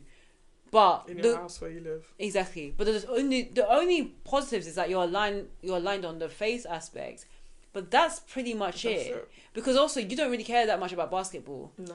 But that's what he thinks about. But you'll make an effort to try. Like, you can tell, it's the way she approaches his love of basketball is the way you would approach your child telling you that they're obsessed with Pokemon cards right now. You're like, wow, you know that next week he's going to be obsessed with something else. So you're like, that sounds great. Like, but I'm also, like, going back to, I hate to say age. So Virginia is 33, I think. And there's something that she says that when she picks up the wedding dress, or when she chooses the wedding dress, and the fitting, where she's like, I've been looking my whole life, I've been searching for him. Like, you can tell, similar to Sarah, similar to Lauren, like, she was like, this is my last chance saloon. I will find a man. I will keep this man. I will get married on Love is Blind. And I feel like she will forsake a lot of their differences to say yes at the altar. I actually predict they're going to say yes. Will they be together by the reunion? Maybe. Or she's going to be pregnant by the reunion. Something like that, because I just feel like she is gung-ho, like, I must get married. I don't trust him. And neither do I. I think they're going to get to the aisle and he's going to say no. Maybe, yeah. Or something like that. There's nothing in his eyes that's given, I adore you. Yeah. Because, perfectly honest, he didn't have to fight because it was her. Yeah. And also, she wasn't talking to anyone else. So, the other thing I was going to say about the prenup, because I actually thought that was going to be the drama between them. I think one of the reasons that she gave, that she requested a prenup was, of course, financially, and I think there is definitely a logical aspect when you think about marriage in America and how it's very 50-50 when it comes to divorce. But because she's also experienced divorce, because she's from a divorced background, or her parents were divorced when she was young, I think that the idea of a prenup feels a lot more like appealing, but also accessible and easy for her to understand. Like, this is not supposed to be the case. Like, of course, we don't want to get divorced. Yeah. But if in the case that her and Devin do end up divorcing, she wants that division to be as smooth as possible, because I can imagine, and I'm making a presumption that maybe the divorce with the parents was not smooth from a financial standpoint, or just was not smooth in general. I don't think many divorces are. So there was something about her, and maybe she didn't need to say it explicitly, but because of her background, that made me think, like, I think that's one of the reasons why, even if, like, she's not on the same page when it comes to voting and to, what was the other thing that she wasn't on the page with? Like, certain things. The only thing that will make her say no is if he didn't sign that prenup. That's how I honestly felt. Should we move on to the last one? Do we talk about Taylor and Daniel? They're a really quick one. Yeah, let's do it quickly. Basically, Taylor and Daniel talking in the pods really like each other. He loves Taco Bell. She's got a tattoo of Taco Bell. They're perfect for each other. That's what I mean about the stupid shit that you're like, right, let's get married. Yeah. Just before they go on the honeymoon, however, Taylor becomes suspicious to the point of, I mean, it is the way she speaks. I was scared for her. Same. She was like, I think this guy knows who I am. I think he knew who I was before I came on the show. I think he followed me and then unfollowed me, and now he's using the information he gathered from my Instagram to tell me to try and win me. I remember seeing his Instagram. I know that guy. So she gets him, explains this to him. He's like, I don't think I ever followed you. Maybe I did, but I don't think I did. He's sweating as well. The way that he's responding, I'm like, maybe this guy really did do this. Yeah. Production give Taylor her phone. She's got to find some app that tells her who's followed her before. She looks through it and she can't find him, and that comes to nothing. So if you're sitting here listening being like, Marnie, why did you mention that? But because they made such a big deal about it and it came to nothing. Unless we're going to get to a reunion and find out that he did follow her. That's the thing. I don't get why they made a big deal about that. Anyway, from that point, however, she feels really guilty that she made a big deal about it. He's like, don't worry about it, it's fine, because I think he did follow her, and he was like, I've got away with this is fantastic. They go on the honeymoon, everything's great, they don't have any problems. Then she gets to meeting family. Her parents are reluctant. His parents are so lovely. Yeah. His sister is lovely. Yeah. They basically agree to come and meet her parents to try and help them with their discomfort. Yeah. We then meet her mother, who makes everything about her. Oh yeah. I can't, like, the fact that you think you could get engaged without me, like, no, you can't. Like, excuse me? She's like, do you know how hurt I felt to find out that you got engaged? And she was like, we told you soon. And either way, I would be getting engaged without you in the first place. My husband was going to fly you out to stand next to me while I got engaged. Anyway, her parents are sort of won over, and I think they probably will get married. So I do think, I mean, weirdly, they've become my favourite couple.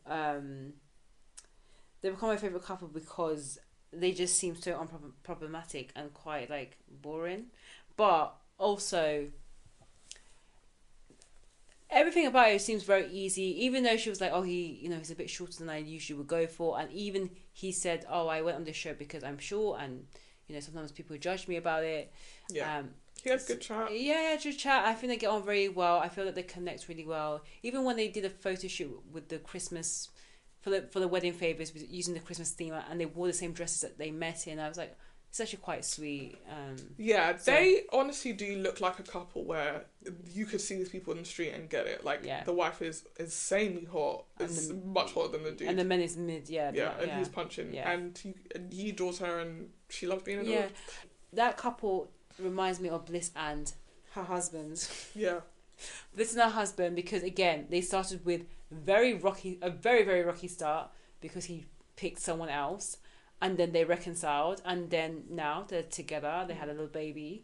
It can work out even if things start off a bit rocky, and maybe that helps to grow their trust. And perfectly honest, they've not really brought it up since because they've just not had to. Well, why would we need to? Yeah, we don't care. It's not like Dave and Laura where they just bring up that argument every single episode. Like, yeah, and also at the point where you make a mistake and you apologise, we should be done with it. Yeah, like, it's not for me to keep bringing it up because I've said my piece. Yeah. You've apologised and I've accepted it. Why am I going to keep talking about it? Yeah. Should we move on to Goofy? Yeah. The Goofs. Monica and Joey. Like I said, Monica and Joey got married. Like, literally by the end of episode 1, we're like, I think I found my person. Yeah. They're the first people to do the reveal. They both like each other. They go to the honeymoon. They like each other. They move into the houses. They like each other. They meet the families, and we get introduced to Monica's family, which is kind of kooky. TM. Everything's so kooky, man. They have a jam session. The weirder thing, this is the thing about being a kooky family. You use the kookiness, and then you spill some information that's just unhinged. It's like, well, that's not kooky. That's just fucking weird. Which is that Monica's sister's partner initially was trying to talk to Monica, and then Monica was like, hey, I don't want to be with you, but you know who would be great for you? My sister. And they've been together ever since. Yeah. And this comes up when Joey comes to meet the family. Yeah. And everybody's giggling about it apart from Monica's sister. Of course. Monica's sister then pulls Monica aside and is like, I don't think he's the one for you. And she's like, you literally met him for 5 minutes. She was like, yeah, personalities don't match. Also, I think he's too good to be true. Also, you're younger than me. You can't get married before me. Yeah, that was wild. It was given very bitter. Yeah, jealous, man. And I love when people who are not great judges of character say, I'm a great judge of character. And the Monica's like, yeah, I know. And I'm like... The contradiction is just unreal. When literally the next time you meet him, you're like, I made a mistake. He was lovely. It's like, so you're not a good judge of character, then, are you, babe? Anyway, because she's like, I thought they were a good judge of character because when I was taking photos of them, they weren't listening to me. Yeah. They were just lost with each other, and I was like, okay, I get it, sweet, but you have to really back in. I think she had to really amend her image after that conversation. Yeah, so Monica afterwards speaks to Joey and it's like, I had this conversation with my sister, this is what she said, and he's like, maybe you should speak to your sister because that feels kind of intense and mean. And he's like, has your sister ever liked your partners? And she's like, no. Yeah. I was like, well, she definitely liked one of them because she's dating him. And he was like, maybe you should speak to her. She's like, maybe you should speak to her. He's like, no, maybe you should speak to her. And so I assume Monica has a conversation with her because next time we see them, they're doing this photo shoot. Yeah. And at the photo shoot, Monica's like, basically, you didn't really give my man a chance. Please give my man a chance. They did the photo shoot, which initially I was scared because they were being goofy as hell, but the photos actually came out really nice. Yeah, it did, yeah. And then Monica's sister was like, yeah, I made a mistake. He's really cool and genuine.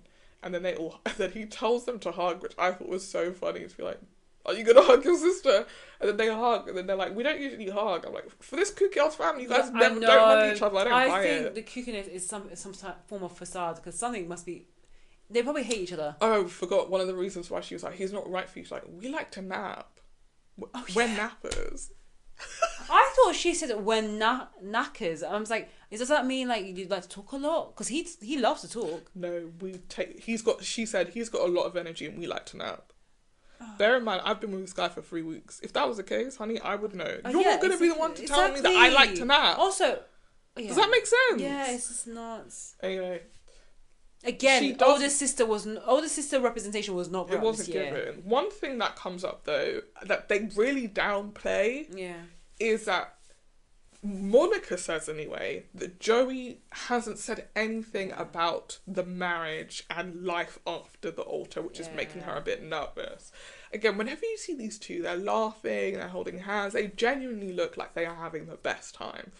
So for us to be like 2 episodes from the end and then be like, oh, by the way, I don't know if he's going to marry me. I was like, this is... given, Is this... Are you guys trying to look for conflict in this couple? Or are you like, so we can have drama? Or is this like genuine, all you guys have been doing is laughing and joking and actually haven't had any serious conversations? Yeah. I feel like that whole situation with the sister, if he really wasn't planning to marry you, he would have just left that as is. True. I think there's two things. Like, two things can be true. When... like during the bachelor party or the groom's fittings, I think one of his friends asked him like, oh, does she add value to your life? Does Monica add value to your life, to Joey? And Joey was like, yeah, she 100% adds value to my life. Like, I can see it, but I haven't got to the place where I know my answer. I would give her the answer at the aisle, basically at the wedding. And I was like, you're crazy. Very crazy. You're actually nuts. You're waiting after 3 weeks. The second they say, do you say I do? Then that's when you're like, oh no, I don't. I do. Yeah. I think he'll just say I do. I do, which is just nuts. And then you put all the suspense on her, so she has no idea what's coming.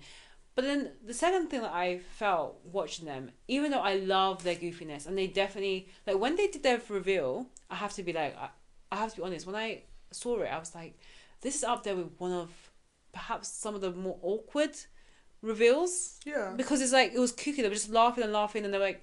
I didn't even see them being that quite affectionate. But they match each other's energy. They do. But I didn't feel that they were quite affectionate in general, even after the reveal. And I was like... I thought they were, though, in how much they were complimenting each other. Yeah, they weren't, like, smooching and touching each other up, but they were very much articulating that they were pleased with what had come out the other side. That's true. But I think after the reveal, like, when they were in the honeymoons and in the living spaces, I didn't feel like there was that physical connection. And then Monica said... oh, my love language is actually physical touch. And I was like, interesting. Like, she's like, oh, I see the other couples during the honeymoon, even though, look, girl, don't compare because half of them haven't even made it to where you are. But she was like, I've noticed how lovey-dovey they were, how, like, touchy-feely they were, and we just weren't. And he was like, oh, I'm trying to improve in that area.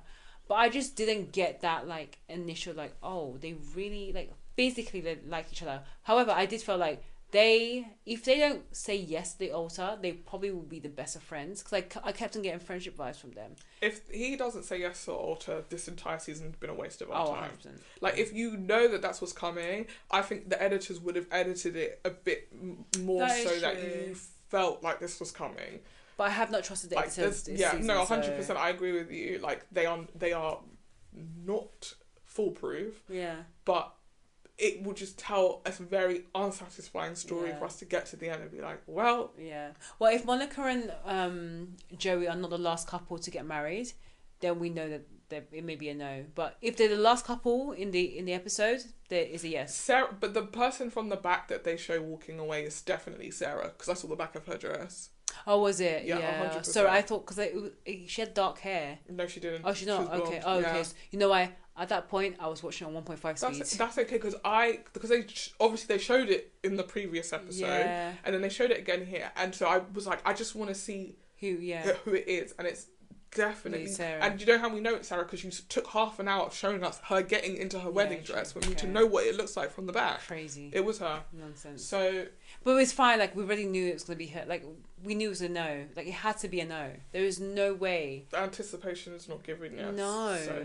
Honestly, you could have actually just ended with her saying no, and I would be like, fine, thank you. Yeah, the fallout will just play out in the next episode. I really appreciate There's still other marriages to go. Like, if you're watching the series, you're going to watch the next episode, regardless of whether or not we know Sarah's going to say yes. Yeah. There are other weddings to go. But they just wanted to be able to say weddings on 7th of March. And they couldn't have done that if they showed any of the weddings. That's true. The only other couple that we didn't talk about was Mason and Meg, who got together afterwards. Pass. Yeah. And Alex and Madison went on dates afterwards. Pass. Peace. Nobody gives a fuck about this. It's peace be unto you, man. Boring. Yeah. Which reflects how I felt about the season. Yeah. What are your predictions? Despite us spending 2 hours talking about it, I think what's really interesting is in previous seasons we've spent 2 hours talking about like the first 3 episodes. It's so true. We're talking about the entire season right now. It's true. It's so true. So yeah, that literally should tell you how we feel about it. Predictions for the weddings. I'm gonna start off with the nicknames I gave them because after 6 episodes, I knew only the name of one couple. Mm-hmm. Everyone got a little nickname. So Black. What do you think? Is it yes or no for Devin and Virginia? No. I put yes. Yeah. I wrote White Goofy for Monica and Joey. Yeah. I wrote maybe. Okay. Yeah. David and Lauren was the only couple that I remember their name, and it's a no. Yeah. Obviously, they are not in it anymore. And I wrote Social Media Girl and Short King, which is Taylor and Daniel. Yeah, probably. Yeah. And then I wrote BLM Denier and Sarah. Ben and Sarah. No. So that's it.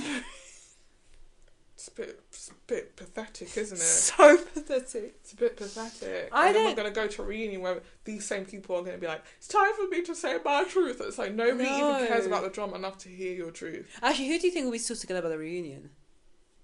Who did I say yes to? Black. No, I didn't. I said nah. Oh, you said nah. So I thought I heard yeah. No, I said nah. So I said yes to them, but I don't think they'll be together by the reunion. Okay. So the only other yes you said was Monica and Joey. Yeah, I think they'll make it to the reunion. Daniel and Taylor, you said yes. Yeah, they'll make it to the reunion. That's it, pretty much. Yeah. So I think it's the people that get married, because I don't think Virginia and Devin are going to get married. Of the people I think are going to get married, I think they'll make it to the reunion. Yeah, I still got such a maybe on Monica and Joey. I do think that Devin and Virginia probably won't be together by the reunion. And neither do I think Monica and Joe will be, but maybe they'll prove me wrong. Mm. And then Social Media Girl and Short King, I think, are going to be like the unless we find out he did follow her, they're fine. I don't think now at this point, even if she finds out, I don't think it matters. But no, then it'll be like, but you looked at me in my eye when I was freaking out, and you could have actually put this all to bed by saying, yeah, I did follow you, but here's the situation. Anyway, it is pathetic. It is. I thought her argument was that he was currently following her. I didn't realise she was going to say he followed me once. And then he unfollowed me. I don't know. Yeah. Anyway, do you want to do ratings or do it right at the end? 0. Perfect honest 1. Yeah, I agree with you. What's infuriating about the blocks of the episodes is you are dragging out our despair. You're dragging out this punishment for us. Just put all the episodes out so we can know that we're right. Yeah. I think a part of you is always hoping that the next episode is going to ramp up the season, and it's not going to. So just put them all out so we can be put out of our misery. Please. Yeah, this is by far the worst season of Love is Blind. I think is up there with one of the poorest seasons of any Netflix dating show. Poorly edited, no drama, even no romance. Like, for a show that like is known to at least give us a couple of like really deep, heartfelt love stories. Okay, that's an exaggeration. Give us a love story or two. Nothing. And every year without fail, somehow Netflix is posting about Lauren and Cameron. And why? Because to this day, I think it's crazy that they post about Lauren and Cameron like Amber and Barnett don't exist. Yeah, true. That's true. Amber and Barnett having a baby soon. Amber and Barnett really said we're not involved in this. I think that's what's happened. I think they came out. I think because Lauren and Cameron have much more of an online presence. Yeah. They keep mentioning them. But Amber said, I just want my debts paid off. Yeah, exactly. She did not enjoy the experience, and she's bad. Like, she's not badmouthed them, but she's like being very honest about production. But perfectly honest, they bring them every year because honestly, they're the only love story that, to me, still counts. There are some people that have still been successful, but I don't know when it's going to be time for Love Is Blind to hang it up. Break. It just needs to go hiatus or something. Proper one. The format is tired. Yeah. And so are we. The format is tired. Yeah, and also I feel like you need to be mindful about where you're picking these like the casting and location. Like Midwest isn't what we need. Maybe we need an international season with people who are happy to uproot their lives. Like basically 90 Day Fiance. Yeah, basically 90 Day Fiance. Because I just do think the format needs a bit of shaking up. It does, yeah. And obviously there's a real pivot from in that first season when they had one time where they brought everyone together to like either the season before, the one before that, where they brought all the couples together as soon as they got to the honeymoon. They didn't used to do that. You wouldn't see people until you were back in the living space. Yeah, and that changed the experiment considerably, because that was basically the beginning of this show is about drama and not about love anymore. But I think you sort of switch, especially in the seasons where there were quite deep love triangles, and love triangles made it. Like the problem with this season also, alongside the many problems, is there was no love triangles that made it into the honeymoon. I think it's like going back to what you said, the cast was too big, so you didn't get any of the thing of like people are dating people, enough of the same people that you're probably going to end up making it through. And so is one of the other people that you were dating. If the cast was that big and you went with like literally the whitest bread you could go with, who's surprised? It just wasn't. It wasn't. It didn't. So yeah. And like, also you're testing our patience of the kind of people that you want us to buy into. Like this has really been the bottom of the barrel people that you want us to root for this season. Like they just weren't interesting. No, not one. When they went to their bachelor's party as elderly people, I said, No, that was cute. It was cute. That was more interesting than what the boys was doing. Yeah, the boys were... Fucking hell. Oh my God. I've got quite British about it. It's a piss take. I know. Like, honestly, I hope the next Love Is Blind, like, God knows when it's going to be, but please give us a break. We don't need 2 a year. Give us the next one next year. But best believe we'll find out at the reunion. Or... they'll tease Perfect Match, because Perfect Match is probably going to be around the corner very soon. So the fact that they're doing 2 seasons of Love Is Blind and only one a Perfect Match, true, tells you everything you need to know. They need to do 2 seasons of Love Is Blind, because that's where they get all the contestants for Perfect Match from. Yeah. Anyway, next week we're not going to spend too much time on this, so this will probably be pop culture news. Thank God. What was the thing that we were talking about? We're going to talk about something. We're going to talk about apple cider vinegar. Let's talk. Yeah, we're going to talk about apple cider vinegar. Yes, that's cool. This will be the first time I've watched something twice. Oh, you can watch it again? I'm going to watch it again. I really enjoyed it. I said it today. I mean, spoiler alert, but yeah, I did. Oh yeah, we enjoyed it. I think I'm we enjoyed it. I'm probably going to watch episode 1 on the final episode, just remind myself. But yeah, it was really We'll chat. We'll chat. Anyway, this has been an in-depth review of Love Is Blind. This has been Scripts and Giggles with Shoshana and Marnell. Changing my name to Marnell, guys. Let me know what you think. I really want to be able to have the Minnesotan accent, the one that Joey had. Marnie is actually now short for Marnell. Yeah. And we're gonna go over and out. Over and out. No, out. You know that in Canada they say that out is out. Anyway, we apologise to any Canadians or Minnesotans listening to this. Oh, Minnesota, indeed. Yeah, thank you guys. Bye.